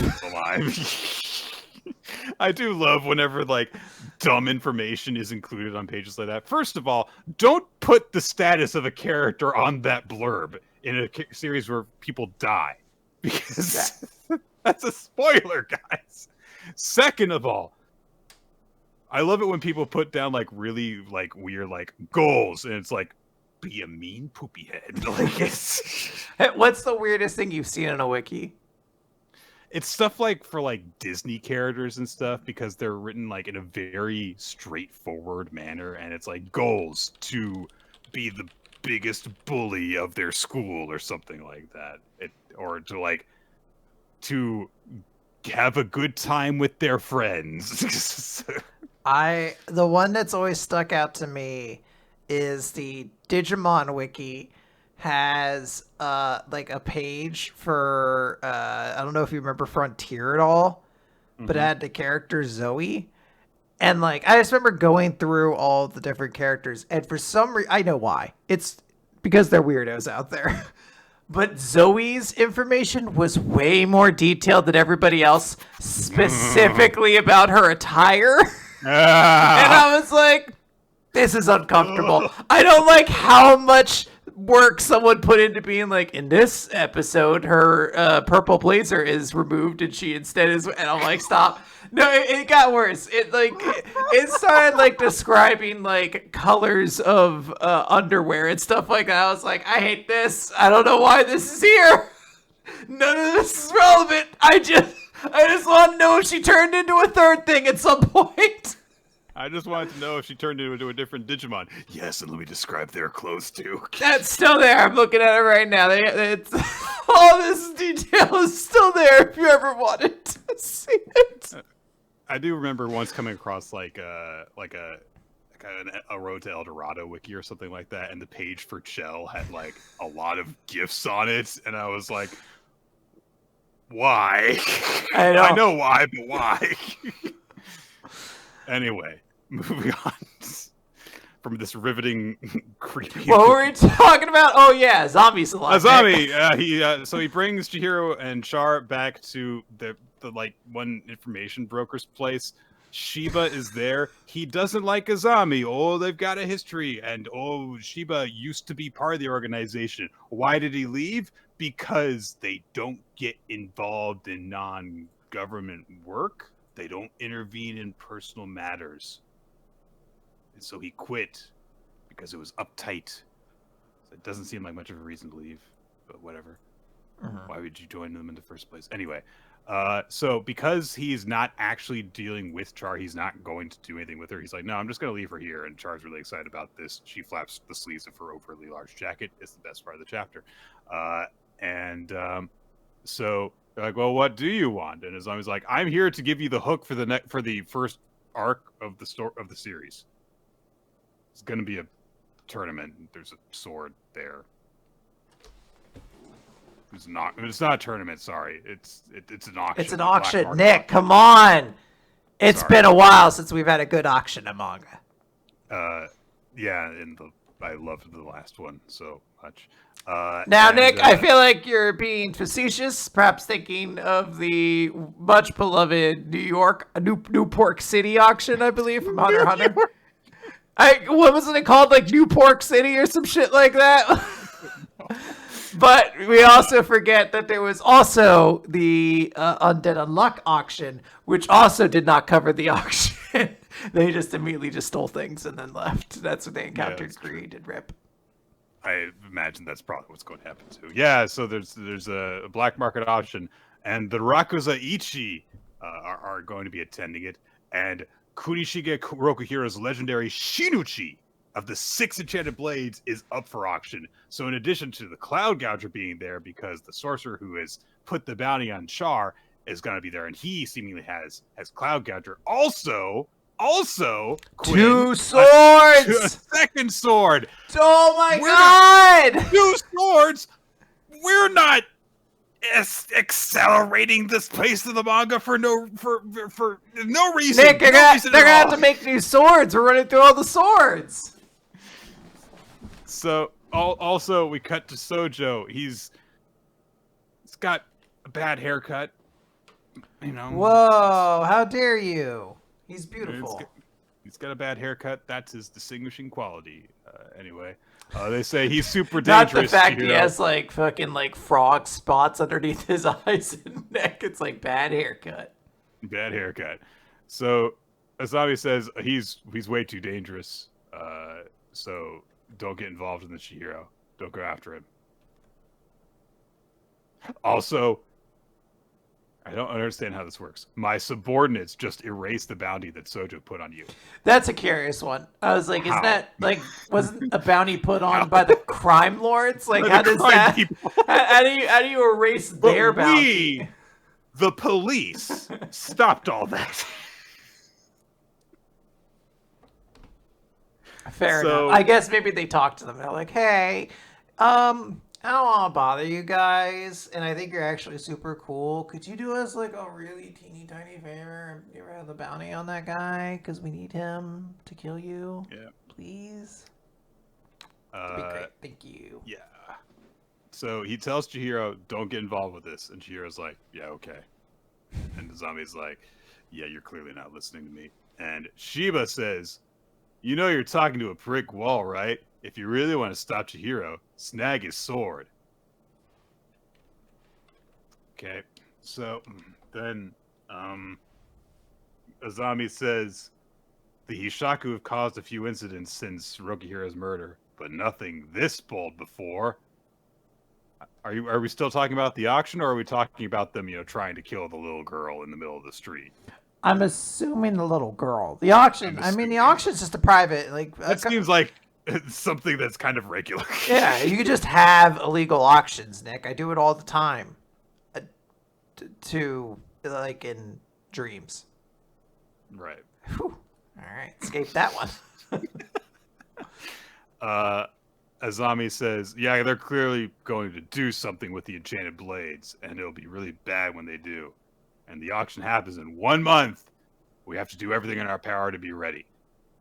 So I guess he just gave up on telling Chihiro not to get involved. He's just immediately acknowledging, like, yeah, he's going to get involved, even though Chihiro has said nothing in this entire time. So, because he's a very interesting and complex character with a lot of sides to him. Now, Nick, I feel again like you're being facetious. This character is very cool. If we would like to go back to the wiki, I think we can see cool listed as one of his personality traits. Nick, we're about to get a training arc. We're like 8 chapters into the series, and it's time to start getting stronger. So that's very exciting.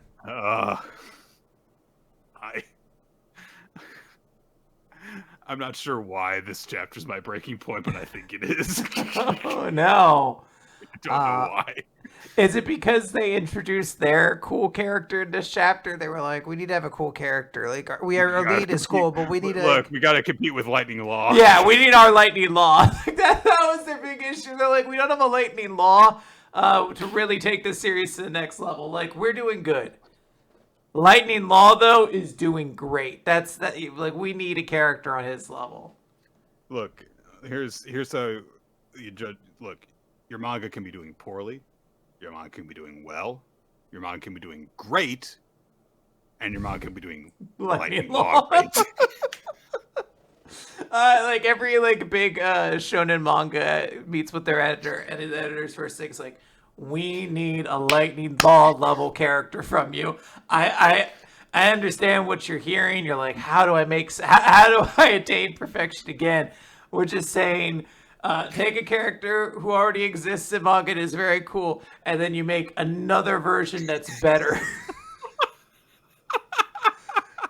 They're like, what if I'm not telling you to steal a character, but no, because if you steal the law, then it's not stealing because you've redefined the law.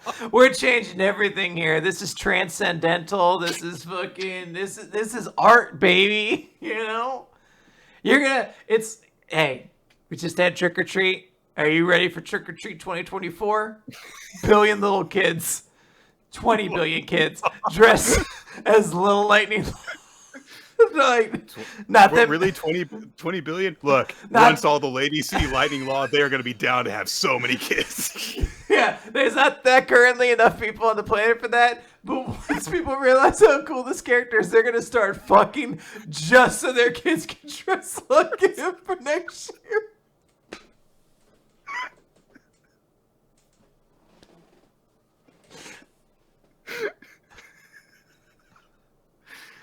This stupid fucking manga. Anyway, that's our thoughts on Kagurabachi. Let's move on. Let's talk about Nue Sexorcist. Let's kick it back up a notch. Oh my god. I hope there's a whiteboard to explain things at some point during this chapter. Oh, there is. I flipped there and forgot about it. Oh man, it's Nue's signature move. Oh, what hell have we placed ourselves in? Why do we have to do these two series back to back? Oh my god, chapter 24, A Captain's Duty. Hey, look, I don't know why this page is laid out the way that it is. The 5 captains, of course, there's the one that's absent, they're represented by a silhouette. Have like, oh, the Exorcist Elimination Squad captains have the role of managing spirits called the Yo. It feels like this should just be like a full page dedicated to just their faces and that message. And it's like, no, that's half the page. We've got more bullshit to establish. No, there's more lore. This isn't even important lore. This is lore that's been established over the last 2 chapters. It's just reiteration. What if, now, Nick, what if you had gotten into a car accident between every chapter of Nue Sexorcist and lost your memories each time? You'd be so grateful for these reminders. I'm like, if that happened, Nue Sexorcist would be my favorite manga. Just like, I forget everything that happens. It's like, oh, I'm up to speed. I get it. She's his sister that's not related by blood. I get it. So, yeah, Nue is like, you should make Gakuro captain because he has a pre-established relationship with me. And one of the captains, the one who was challenging them before, she says, no, that's not going to happen. And Nue's like, are you sure? No. Well, I'm going to cooperate fully if you make Gakuro a captain. So let him manage Origin. And they're like, we haven't even settled on a name for the squad branch, so don't pick yeah, she's like, stop picking the name of the branches, stupid. We're not listening to what you say. We're not listening to you. So the captain says, like, look, I want to talk about your goal. That because, you know, you're not going to just persuade us without actually revealing something about yourself. And Nue's like, well, it'd be embarrassing to say without getting to know you all a bit first. So the captain says, all right. Given the way that this location is, where there's, you know, not a lot of bad spirits around, we could probably literally assign anyone to manage it. It wouldn't be a big deal.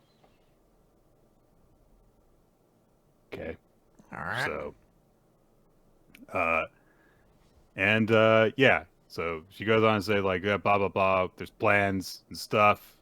Also, if we were to let you have your way, it would be a really bad blow to morale to have a wimpy kid be captain. And there's also, it would cause impediment to our plans. Plans that have been in the making since 1,000 years ago. And since I can't trust you, we're not going to consider the selection of that kid. Okay? Also, she challenges Nue, says, like, you say you like humans, was that all just a lie? And then Nue's like, oh, I get it. You really are a good person. Hate it. I've grown to hate when characters say this. Like, you really are a good person. I'm sick of that. I'm sick of the good guy being like, you really are a good person. It might just be because Nue Sexorcist got to it, but I don't know. So she says, all right, I'll tell you my goal. My goal is just... We cut out the part that's actually well, we know what her goal is, so I'm glad we don't have to explain that detail again. But we also, I don't know, it just feels like there's so much explaining going on that, like, I wish like a skeleton ran into the room or something like that. All the captains had to fight. Like, I'm just like sitting here like dying for something to happen. The progression of this entire sequence, from the moment that like Nue started planning it and we were like cutting back and forth with flashbacks in between that and the meeting of the captains to them barging in and stuff, it's been very awkwardly structured. You could, because all this stuff happened so close to each other, you could have had all of everything just explained once. It didn't have to go this way. Yeah, we didn't have to have the explanation about what Nue's goals are and all these things, and then her interrupting the captains, and then her being like, well, I have to explain everything I just explained to Gakuro to the captains now. Yeah. So the other captain starts to speak up and says, like, all right, this actually does seem like it could, like, be favorable for us. And Shimaki, the one who's been challenging everything, eventually is kind of like, is like, okay, yeah, but she says, yeah, but I can't approve this. I'm a coward. Okay. But Nue's like, well, it's all right. I didn't expect to just gain your trust with just this. How about I give you guys a leash over me? Like, what are you talking about? And she says, well, what comes next is very important. So everyone, please sit properly. And they sit down. So she pulls out a whiteboard. I almost cried when I read this song, as I can't keep looking at whiteboards. She says, Hyo can be killed one of two ways. The first is super annoying, but I think it's the only option to kill the other 5 Hyo. The other way is the leash I'm about to give you. I don't believe you'll be able to obtain this from the other Hyo, though. Something the Hyo have had from the moment of existence. Our true name. But I say that, but it's actually just a super long name. It's your true name. It's your true name. Whatever. You just use a nickname. Whatever. So she's like, so I'll tell you all my true name. Brah! And it's like, oh, was that quiet? It's like, no, that's just a sound effect of her after she says she's going to do it. Oh, and she's also putting up a barrier around them so no one else will overhear it, I guess. It's hard to tell. Whoever. So she says her name, and as they're hearing it, Gakuro thinks to himself, in that moment, I saw all of Nue, and I got really scared. And there is a kind of cool image, like it's just a big 2-page spread. It's given like a lot of actual scale and like a show of importance. That's like, okay, you get a look at this thing, you don't see all the details, but it's big and foreboding, and also it's very heavily wounded. There's all these weird spears sticking out of this like black feathered form. And Gakuro realizes like, oh, it's got all this unfathomable power, but it's also very tattered. So yeah, that happens. It's not bad. I will say I enjoy it. I've played my fair share of D&D and run into demons and devils with true names. Like, it's, there's fun storytelling to do with that. This idea of like a name that is less of like what we would consider a name and more like a complete person in that. Like, you can do whatever you want to them once you know their true name. Yeah, it's kind of suck when one of these captains turns out to be the traitor and use their true name against her. So, Nick, who do you think it is? Which one is Squad 5? I think that is Angry Girl. Okay, it's her then. Okay. Or no, which one's the most like an older fatherly figure with glasses? Oh, well, so Squad 3 is the one who seems really nice. So I think that's the one who's going to betray them. That's it. Yeah. It seems like they're the really nice person, and then it's like, Right. no, I'm the bad guy. Yep. So that happens. Honestly, like other than Gakuro's reaction, everyone just kind of like no sells it. It's just kind of like, yeah, okay. Well, that was interesting. All right, the full form of one of the 6 most powerful beings on the planet. You're just kind of like, yeah, okay. At least like have it look like they're like trying to restrain themselves instead of just acting like they always do. Anyway, so she says like, yeah, okay, we'll cooperate with you. But then they say, Heiko didn't decide this on her own. We all gave her the signal to do it. Okay. So they're all fine with it, whatever. So they're like, all right, you're going to be appointed the manager of Nue, as well as the captain of the Exorcist Bureau's 6th Elimination Squad. And Gakuro's like, huh? So, you've been here for this entire conversation. Why are you confused? I don't understand what his point of confusion is. And they say, yeah, if you fail, we're going to kill Nue. So, better try your hardest. And then she, like, flirts with him. And then he's like, okay, I'll do my best. Yep. This is like such a nothing character. So I really don't know what to say. Like, it's a lot of explanation for one cool moment of like the true name stuff and like, oh, the unfathomable. Like, in this moment, I'm witnessing you in a way where you're not just like a pretty attractive high school girl that like I think is super cool. You're like an eldritch being I really can't truly comprehend the true terror of is like interest. As I said, like no one else sells it. Everyone else is just like, and Gawker is just not fun to follow. And I'm bored. If there's a whiteboard next chapter, Nick, I'm dropping this series. I can't do another whiteboard. We're gonna get a new chapter of World Trigger in a couple of days that we'll have to cover next week. If there's a whiteboard in that, I'm dropping World Trigger. This is the whiteboard ultimatum. Nick, if there's a whiteboard in any manga next week, we are dropping it. Well, One Piece had a whiteboard in it. Sorry, everybody. I don't know what to tell you guys. Good luck. I guess you'll have to follow it on your own from here. Two on Ice, Chapter 6. So Hayuma has decided that he will participate in singles skating in order to at least get an experience in that world before making his decision of whether he will permanently, pair up with Kisara. I feel like we all know where it's going to go. But anyway, Chapter 6, where we are. We get the best character in the manga, Kiring, the mascot of the Kirishima group, who's going to teach us all about the skating competition, guys. He's a giraffe, and they wear a suit that says K on it for Kiring. Yay! Anyway, after that, it's a lot of like planning and practicing that happens throughout this chapter. The older girl who was working with Hayuma and Kisara has had to tweak the La Strada routine for the appropriate level of the competition that Hayuma is going to be entering in, because there's 2 levels, there's junior and there's senior. They say like, look, you have a chance of like winning the junior one. If you do that, you'll be like really, really standing out in this world. But they have the problem of like, look, you've just kind of been relying on, imitating Kisara this whole time. You need to work on your own fundamentals and basics. That's what we're going to focus on this. And the big thing that they start off with is just trying to skate the length of the rink in one go. Not, just like push off once and then just glide the entire way. And he tries to do that, and he goes off with Kisara to kind of like be as his measuring stick. And he comes to a stop like 20 meters short of where she is. She gets like all the way across the ice. He gets to just a little over halfway. And so they say like, look, there is a point where if you place pressure on the skate and just hold it there, you will naturally glide a lot further. So you need to work on that fundamental. And Kisara says like, yeah, this is a big thing that like, a lot of skaters spend their entire lives doing.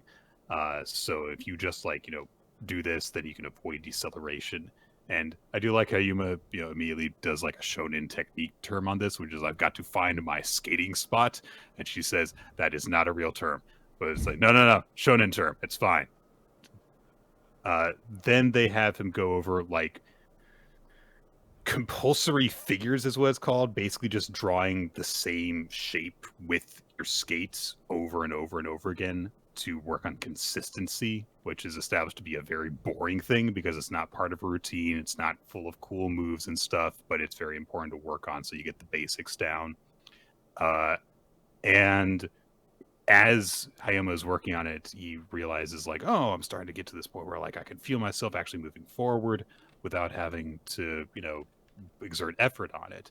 And as he's focusing on it, he actually comes to a point where he like kind of starts to go towards Kisara without noticing her and almost bumps into her. And then he's like, oh, sorry, I didn't see you.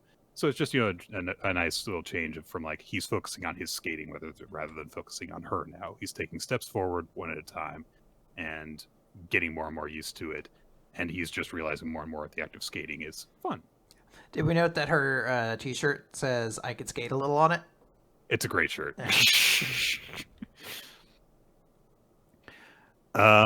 So he's focusing on this, and he realizes, like, I've kind of been in my own head this whole week, but can I actually get closer to Kisara while this is all happening? But as he has been practicing, the distance between them and as they test it out again has in fact shortened by half. He's 50 meters and Kisara is at 60 meters. So it's like, all right, he's progressing. Hooray. And they keep on going like, hey, if you keep on working at this, you'll actually be able to accomplish some of the stuff you were working on. Kisara says he could actually land a triple axel in no time. And he kind of like sets these things as like his goals, like, oh, if I get a good score in the cup, if I can do a triple axel and stuff, and just continuing to keep him motivated and everything. Then they say, if we're working on like pushing you guys and having you guys be on the same level, why don't we have Kisara also enter women's singles, and you could even perform to the same routine. But they're like, well, but that might be a bad idea because but they go over the pros and cons of it. And eventually they conclude like, well, if we're going to do that, then we should actually like skate more towards Kisara's level. So we should actually enter the senior competition instead of the junior. And immediately their senpai is like, oh boy, I get to tweak the routine again. Yay. And that's basically the note that we end on.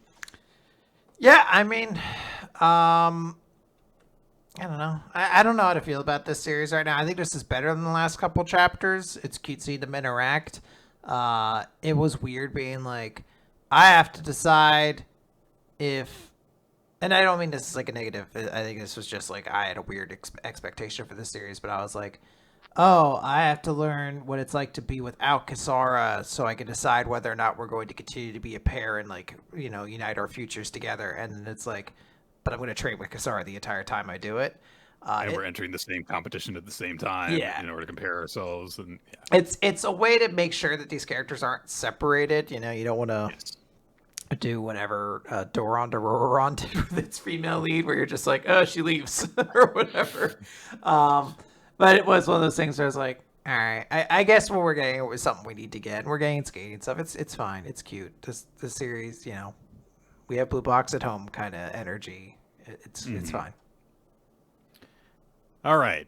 This is the Elusive Samurai, chapter 131, Masamune, 1337. So Tokiyuki and company are back in Karakura. And so they're at the site of the Hojo clan, mass suicide after the loss in battle.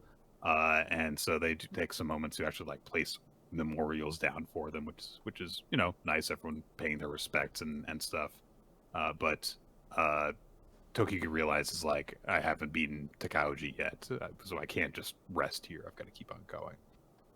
There's also a note that his arm is really, really sore from the battle that he had with Shiba the previous day, because he's not used to wielding a heavy, proper sword like Onimaru the way that he was. So like, hey, why don't you just stick to like normal swords and you'll save Onimaru for actually like important opponents that you have to use it against. But Kojiro is also thinking, well, after he gives that advice, like, I need to figure stuff out with my sword too, because of course in the previous battle he was overwhelmed and couldn't defeat the weird science soldier guy that Uesugi sicked on them. Then there is also a nice note, which is Tokiyuki's like, I've got to write letters to the families of all of the fallen soldiers in my group, and Shizuku goes off to help them in doing that. But we skip over that point to have them go and see Masamune, the, of course, famous swordsmith. Sheena is there too, because she's been, hanging out with him the whole time anyway. And they're like, all right, yeah, these kids want some weapons and stuff. And they say, Sheena's skill and your weapon saved me. Yeah, it was very important. The contribution she made to the battle. Very important. Definitely not completely overshadowed by a guy who was also there, who shot arrows that you didn't make. But it's established that I don't know how this makes any sense, statically speaking. Masamune says, oh yeah, she tires out fast, doesn't she? Yeah, she does. Nice. Yeah, I designed her weapons that way on purpose so that she would get worn out. So there is an in-character explanation for this that thematically makes perfect sense. But when you think about it pragmatically, it's I have made her weapons wrong as a joke. Yeah. It is very much like I've foreseen everything, and I thought it'd probably be for the best for her. She just kind of burns out kind of quickly. Take care of her. So the justification is like, yeah, I made her weapons in such a way that she gets tired easily, so she can't just throw herself into battle hoping to die in the service of her lord. I want her to actually work alongside her comrades, and this will actually help her to find such a way that she'll try and preserve her own life to help everyone. Uh-huh. So it makes sense from that perspective, but from a tactical perspective, this is bad. Yeah. I like it because this is like a shonen manga, so this is like a weird dude who's just like, no, I care about the people I give my weapons to. But yes, in a practicality way, it's like, so you made her, you put like a fail-safe gimmick in her weapons. Like I don't know if I'm a huge fan of that as someone trying to win the war. Yep. They established like, okay, so Kojiro seems like he's the one who was most in need of a new weapon. Masamune starts getting ready to get to work, and then Tokiyuki goes over to him and is like, oh, I've got an idea. You and Shida should pair up, and also maybe while you guys are working together, maybe he's just like shipping them like fully and unashamedly, which is kind of cute, I guess. Mm-hmm. He's 10 or 12 or whatever, however old he is. Like, what if you guys got married? But Masamune says like, okay, so this is a bit weird where he's just flat saying, also I made a sword for Ienog.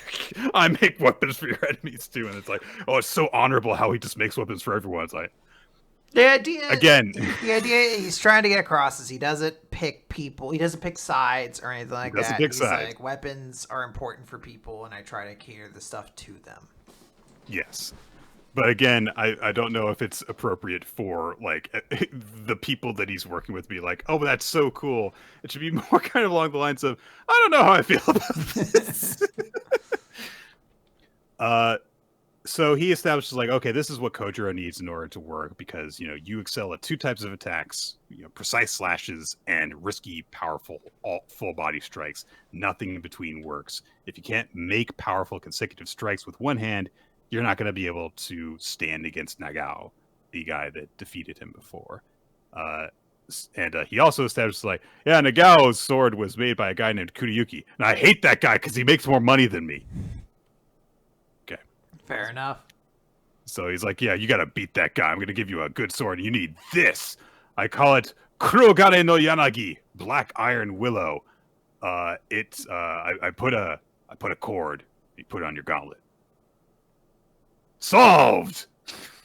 It's kind of underwhelming compared to all the weak cool shit he did before. I don't know. I thought this one was kind of cool. Of like, here's like weird techniques I'm gonna give him essentially and whatnot. Yes, they go on to establish like, okay, this like alleviates the strain on your wrist when you're absorbing heavy blows and stuff. He immediately takes to training with Kojiro to do it.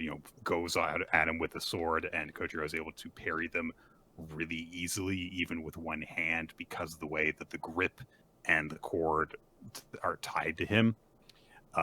And then he also, Masamune is like, here, just try striking this inferior sword, and Kojiro cuts all the way through it. So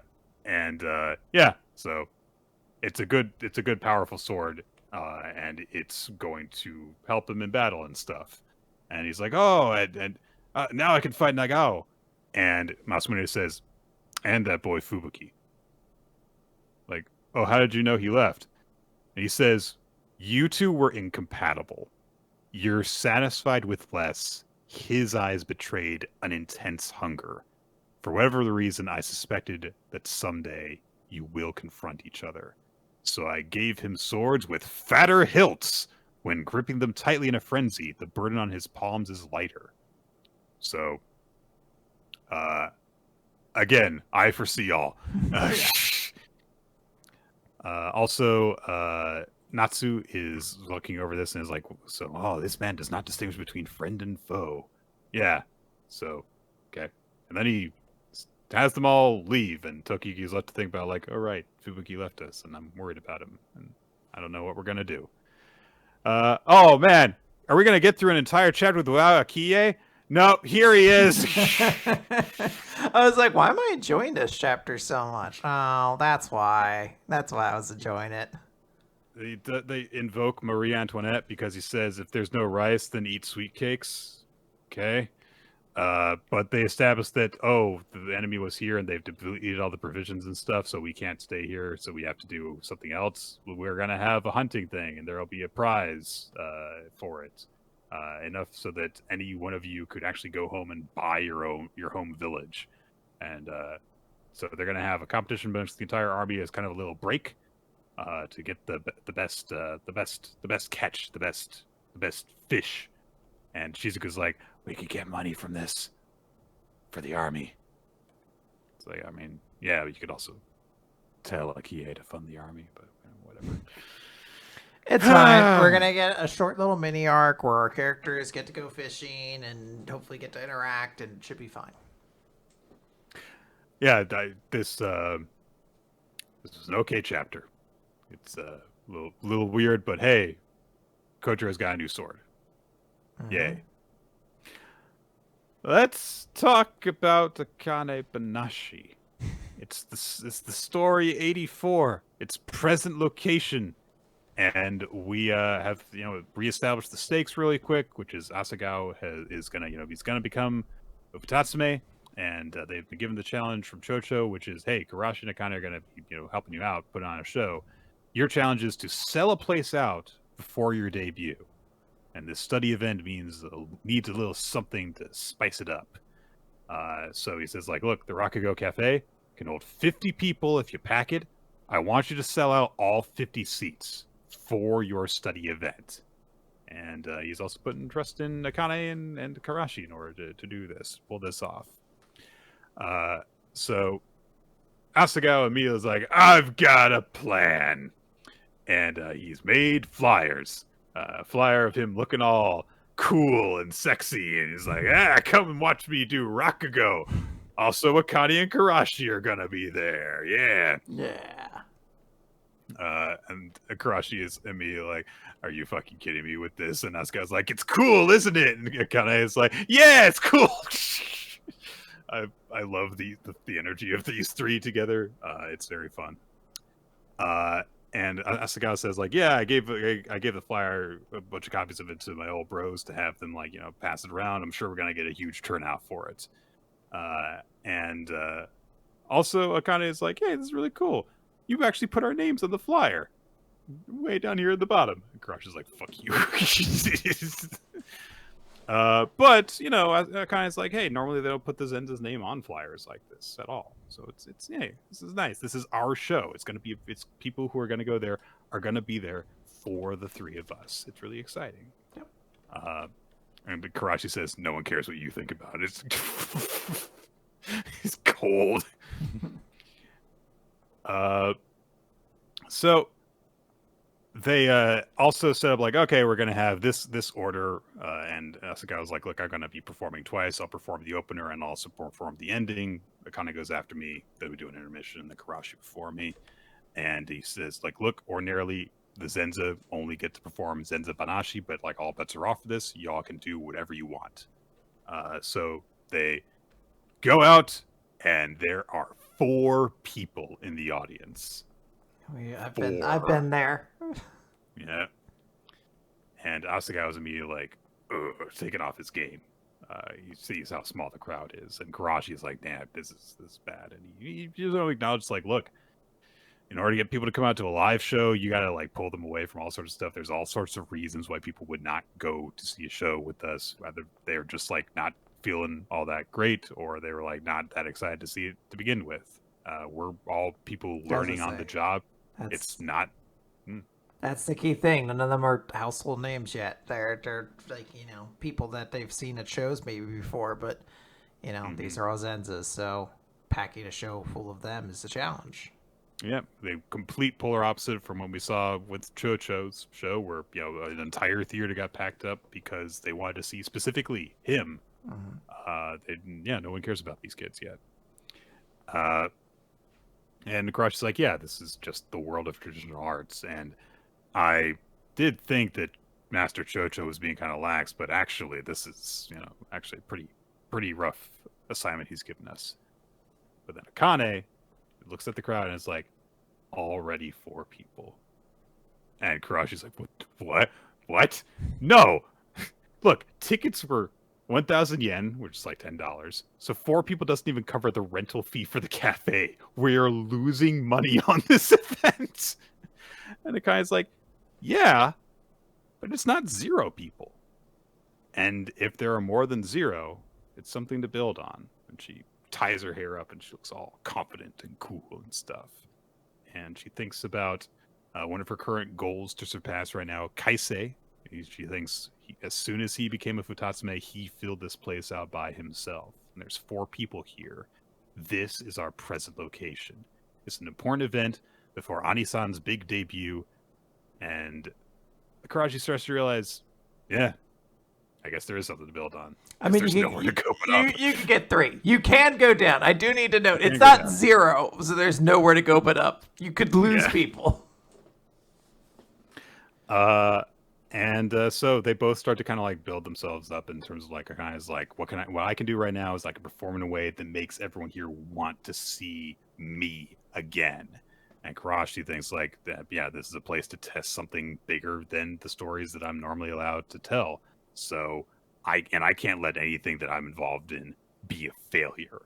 So they're like, I'm going to use this. And Akane's like, I'm going to use my Rakugo. Karashi says, I'm going to use my branding and I'm going to sell this venue out.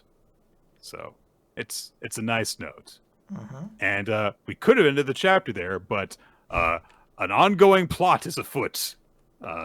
And so there was a little something that was set up at the end of the last chapter, a mysterious, shady figure. And we are reintroduced to the concept of the Arakawa school has the Arch Four. There is, of course, there is Isho, Arakawa, and then there are the Arch Four, amongst which Shigema is a part of. And the 4th member of that is we're being introduced to him right now. Hey, remember that person that Akane thought that she was going to go and meet through Chocho? Oh yeah, we're going to still meet him. And our journalist friend has just attended a show that he has been put on, another one that was sold out, and where everyone is just kind of like overwhelmed and not applauding, just sucked in by the atmosphere of everything.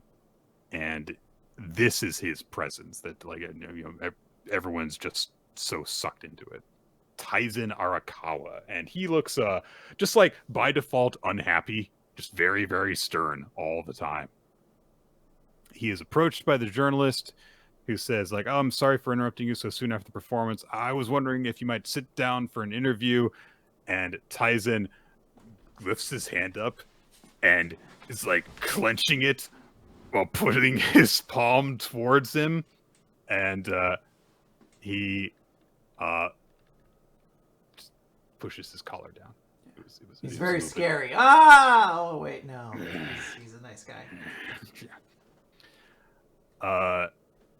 Again, it's flinching under his gaze and everything, and it's completely cowed the journalist. But Cho shows up at that moment, wearing his flowery freaking shirt, and he's like, you sure haven't gotten any more talkative. How you doing, Ty? He's like, oh man, come on. We haven't seen each other in 8 years. You can at least crack a smile, you sour bastards. That's where we end the chapter. Instead of just Tyson just looking at him like, you're killing my vibe, man. You're really fucking up my weird imposing monster dude vibe. He still doesn't say anything. How did he tell a story? This is a cool chapter. I like that the characters are motivated to do their event. The other stuff is something that I'm like, I know this is relevant and important. But the other stuff is like, all right, we're building up to the next arc, so I'm excited to see that. Yeah. Nick, would you like us to wrap this up? Let's talk. Yeah, with One Piece. Let's talk about One Piece. This is chapter 1096, Kumachi. So, yes. We open, we're in the flashback. Yes. God Valley, they're starting to hunt. It's very sad. People are like, I can't believe we're about to be hunted. This is fucking awful. So you just see the awful things being prepared to happen. We cut over to, I can't remember what his rank is. I want to say Vice Admiral Kong, who is basically calling Garp. It's like, hey, Garp, I need you to go. Why do I have to go to this remote island? I can't tell you. Just go. We can't take chances. And he's like, oh, is this a Celestial Dragon's little field trip?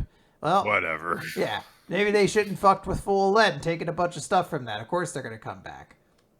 And ultimately just comes down to him being like, look, we just didn't think that Roger was going to get involved. And that's Roger's there. Yeah, Garp pops up. He's like, I'm going. We cut over to Full of Lead very quickly just to establish that the Rocks pirates have left it. And other people are like, come on, we gotta go catch up. And then we get back to God Valley. And we see like the big, blockade essentially of Navy ships. And the game is currently underway. Ivankov is kind of giving this narration of like they have this murder game to take everybody down. Who would believe that the 100,000 people who live on this island will all be dead in just 3 weeks? Is this real life or is it hell? And one of the new slaves is just like, no, but if we survive survive though, Ivankov's like, there is no chance they are letting anyone live. That is just something they tell you so that you don't just fall into despair, because at that point you wouldn't be interesting to hunt anymore. You need to have like the belief of hope for it to be worth it for them to hunt you, basically. A random fishman, I don't think this is anyone significant, breaks their locks and frees them. Yeah, but you can't be sure of that, Quinn. I truly can't. This guy might be significantly relevant very, very soon. And we learned something about Ginny that I wasn't expecting. That she's like a wiretapping expert. She's basically been like, hey, I think I know our key to success. There are 2 devil fruits that are here on this island. One of them is the most powerful devil fruit in existence. It turns you into the mythical Azure Dragon. And the other one is the Paw fruit, which allows the person to teleport themselves and anyone else to distant islands. They're both here in God Valley. Quinn, who's going to get these fruits? It's wild. So we're going to have to wait and see. So these kids basically make the decision. They're like, we got to eat these fruits. But they're like, hey, that's impossible. They're in the middle of the island. How will that possibly happen? And Ginny's like, yep, I'm a pro at tapping and sending transmissions and thieving. So I actually sent out a message like about the island before everything happened. So maybe 2 weeks ago. Yeah. 2 weeks ago she sent it. So she's like, maybe someone heard this basically. But for our plan to work, we're going to need a decoy. And Kuma... who literally has a target painted on his back and an arrow already in it. He's like 10. He's not even 10 at this point. I think he's 9. He's 8? I think he's 9, they established later on. He says, I'll do it. I'm big and hardy, so I could survive longer than everybody else, and I don't want to see anyone else die. He's a very, very sweet kid. So they're like, all right, plan into action. Boom! The Rock Pirates have shown up, and they're like, holy shit, this is really, really bad. And we get what everybody was super excited about in this chapter was a little like hype leading into this chapter, and it's primarily, I believe, because of this panel where we get to see mostly a full roster of the significant Rocks Pirates characters. Many of the significant Rocks Pirates, because there are just some nameless so-and-sos in the background of this shot, too. So we get to see a lot of the characters we know. We see Whitebeard, Big Mom, Kaido, and I believe that's Stussy that's riding on Blackbeard's back. It is Stussy, yes. We learn a new character, or not, we learn a character was affiliated with the Rocks Pirates who we didn't know before, which is Gloriosa, the one who looks like one of the Kuja pirates. She was the old lady. Hancock's grandmother, I think? I can't remember if they're related or not, but she was like the leader of that tribe 3 generations ago, basically. So like, oh, this is new detail that she's there. Then we kind of get like cameos. So like Shiki's there, which is a character who was in, I think, Strong World, the movie, who they did establish as a real character. Oh, the lion guy. Yeah, the guy who eventually gets like a wheel stuck in his head, basically. So he, I think we already knew he was part of the Rocks Pirates, but it's like, hey, this character's and sort of, I guess, I don't know. Look, he was there. And then, of course, Nick, who could forget Captain John? Which is not a name I made up. The guy who's drinking has been in this series in like random cameos for fucking ever. Anyway, people went wild about this, and like the 2 people who don't speak, who we see at the bottom of the page, were also members of the Rock Pirates, and people saw them as zombies in Gecko Moria. So there's some theories like maybe Thriller Bark God Valley becomes Thriller Bark. Who knows? Whole bunch of stuff. We get to see them. The Celestial Dragons are really upset. They're like, what the fuck is the Navy doing? The Rocks Pirates are on land. Like, they have to handle this. And then, oh my god, the Roger Pirates are also here. And we see Gold Roger and Silver's Rayleigh. And then a bunch of other people that I really think someone was trolling me by saying, like, no, that's Scoops McGoodle over there. and Gipsy Bobble in the back. I was like, these can't be real characters they teased. I can't follow everybody. We see Sir Garland preparing. Notably, we see like a woman next to him, and then somebody with like a cow head mask, essentially. So these very likely are members of the Holy Knights in the future, or maybe their descendants are. So I don't know. Keep those designs in mind. And then was it established previously that Roger had a straw hat? Yeah. Okay. Yeah, he's always had a straw hat. If you say so. Okay. And then Garp shows up. Hey, it's Vice Admiral Garp. Now, Nick, you might notice there's one person I didn't talk about in there.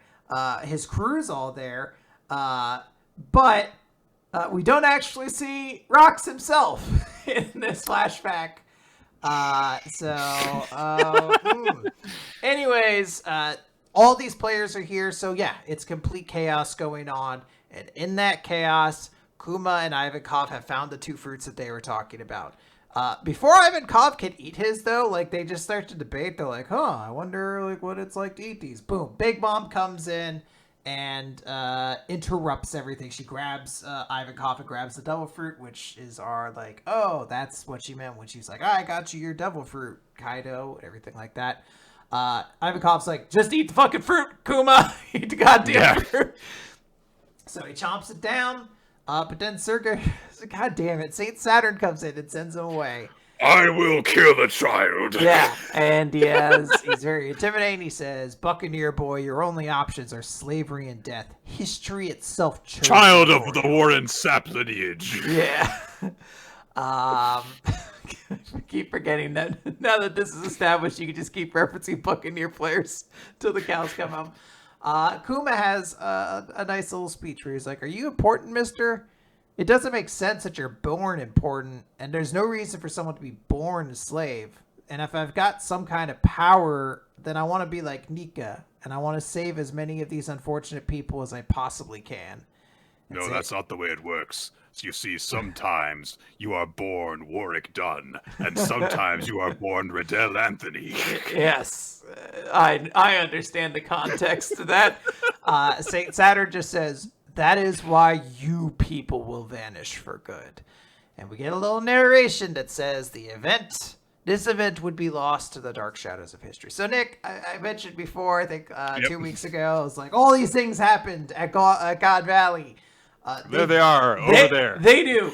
Now it's not the time to see them, which is good, because this is Kuma's flashback, and Kuma is presumably involved in a lot of that stuff. But it is one of those things where I'm like, fuck, I hope I live another 5 years so I get to actually see what happens with all of that. So we cut over to the Sorbet Kingdom in the South Blue. Kuma, Ivankov, and Ginny are there, and they're staying there now. There's a little note that like the only news about the God Valley incident is that Garp was very heroic. They won't report anything else. That Morgan is such a hack writer. Kuma is praying because he's like, I'm thinking of all the lives I didn't save. And Ivankov's like, you saved over 500 people. Knock it off. You were amazing. You literally have the hands of liberation that set people free. And Kuma looks at his hands. He sees his little paw print symbol. Yep. Ivankov makes a declaration that he's going to head out to sea. He's going to use his newfound freedom and live life to the fullest. Kuma has a very sweet line where he says, for as long as I live, Iva, I'll never forget your face. And this is so heartbreaking because when Ivankov runs into Kuma at the Marineford arc, he shouts at him, don't you recognize my face? And Kuma doesn't because he's basically a robot at that point. It's very sad. But Ginny says, I'm going to stay with Kumachi and figure out what I want to do with my life. So goodbye, take care of you. And Ginny notes that she is 4 years older, so it's up to her to feed little Kumachi. He's like 3 times her size. He's huge, yeah. And it literally is like the next panel of her being like, cut that log! And she rides around on his back because he's so much bigger. A bunch of kids start picking on Kuma because they're like, oh, you're not, you're a monster liar. And they throw things at her, and then Ginny beats them up, and then Kuma uses his paw powers. Yeah, he pushes it away. This is also heartbreaking because people point out, I'm glad people point this out, I would never pick this up. These two guys are essentially the only 2 members of Bonnie's crew that ever got any sort of screen presence in any way, shape, or form, which is like an adorable little detail at the idea that Bonnie's crew was kind of like headed by some of her dad's friends, essentially, or like people that knew her dad a lot. It's a little detail that's nice. So all these people are following them now. They're like, oh, this is so great. And we finish as Ginny and Kuma are having this big meal, and Ginny's just going crazy. She's eating these things, and she like finishes. She's like, oh, it's not enough. And Kuma's like hands her a little more, and she's like, for me. And she's so excited. She gets to eat so much, and she like looks out a window, and she's like, hey, when did they turn you into a slave? And Kuma's like, it's like 4. And she's like, me too. And he's like, that's something you should celebrate. And Ginny just starts crying because she's full. And she has not been full her entire life, really. They push the point or hammer it too hard. Just like, I'm so full. Yeah. And she starts crying. And then because she's crying, Kuma starts crying. And they're just so happy together. Very, very happy. And that's where we end this little chapter. Nick, I don't like that we know who Kuma is in the future. And we don't know who Ginny is. I'm sitting here already being like, I know this kid from when she was an actual fucking child. I'm going to have to watch her grow up and fucking die, and it's going to destroy me. Yeah, and it was, for whatever reason, it wasn't until like the last page of this chapter I was like, oh, she's Bonnie's mom. Yeah, fuck. He's gonna die. Yeah, it's going to be fucking heartbreaking. But I think it is also such an adorable thing that she's like, oh, I'm eating all this much, and then like the trait that we know Bonnie has of like the glutton and all that. It's like a weirdly adorable little connection between the two. That she's this gluttonous person at first, like, it's because she's a pirate and stuff. It was like, no, it's because like she ate a lot because her parents always wanted her to have enough because they knew what it was like to starve. It does, recontextualize a lot and really bring a lot of human emotion to goofy stuff, which is of course what One Piece excels so much at. So Yeah. this was not quite the chapter I think we were expecting to get. I think that, like you said, we were expecting to spend some time at the big event, much more than this. But what we got, I really, really did like. Yeah. I love the focus on Kuma. I also was shocked at this weird casual revelation that seems to be, which is, and did I just not know this before, that Ivankov is apparently Bonnie's uncle, or, well, uncle, aunt, whatever, however Ivankov is feeling in the moment. Yeah, so, some sort of relation. That's assuming that when Ginny refers to him as bro, that is meaning like big brother and not Actual just like familial, right? Yeah. But no, that there is some connection. I mean, we knew there was definitely some connection between Bonnie or Kuma and Ivankov. So the idea that there would then be some with Ivankov is not out of left field. But yeah, the idea that there might be even more between them is very, very cute.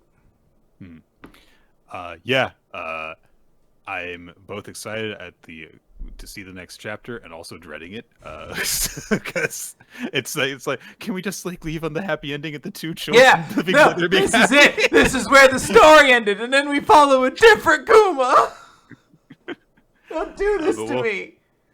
We'll be catching up on that next Nick, week. how would we pace this chapter if this was Eden Zero? So they would. So first off, the last page has to be a different flashback. The last one is the flashback to like the ancient kingdom or something like that for one page, and we're just like, what does this mean? I'm sorry, Professor Peanuts really interrupted this show. All right, that's enough of this. You're talking about Eden Zero again. I'm fucked with this. All right, guys, that is it for Weekly Manga Recap this week. What were the best things about this week in manga, though? You're gonna go first. Okay, my favorite chapter, I think I'm gonna have to say One Piece. It's too cute at the end. I can't not say that. Like, and I have to say, like, I want to impress upon people how much I liked this, so that you will also have the context for how much I will hate it when it comes crashing down in a week or two. Yeah, when this all breaks bad. I legitimately considered Ginny as my MVP, and I was like, no, I'm going to save her for when she dies. Oh my god. There is a chance for Oda to do something great, which is to not confirm that she is dead in this flashback, and everyone will be like, maybe she's not dead. Oh my god, she's actually been enjoying retirement. Huzzah! Just hanging on an island somewhere. She's just been vibing. Things have actually been going great. I do not know who to give my favorite character to. I think I'm going to have to go with Bakugo. He talked some good shit on All for One. I am going to agree with you in Bakugo being my MVP as well. And I think I'm going to give my chapter of the week also to My Hero as well. I really enjoyed this chapter of My Hero this week. It was really kind of satisfying to see like the connection with Bakugo and the inspiration that came as a result of it. But One Piece was also very good. I think there's some good stuff all around, but I think also we had Undead Unluck. A lot of people actually that won our audience pick for MVP or for series of the week, and then the MVP was Quan Chi. So yeah, that's not a surprise given the way that our Discord was talking about the chapter after it came out yesterday. What do you? They see her, Nick. That's all they want. They want more Quan Chi. Admittedly, she did do like some of the coolest stuff this week. So, yeah. All right, guys, that's going to do it for Weekly Manga Recap. Thank you all for joining us for the live recording here on twitch.tv/RoloT, or wherever you listened or watched this when it was posted afterwards.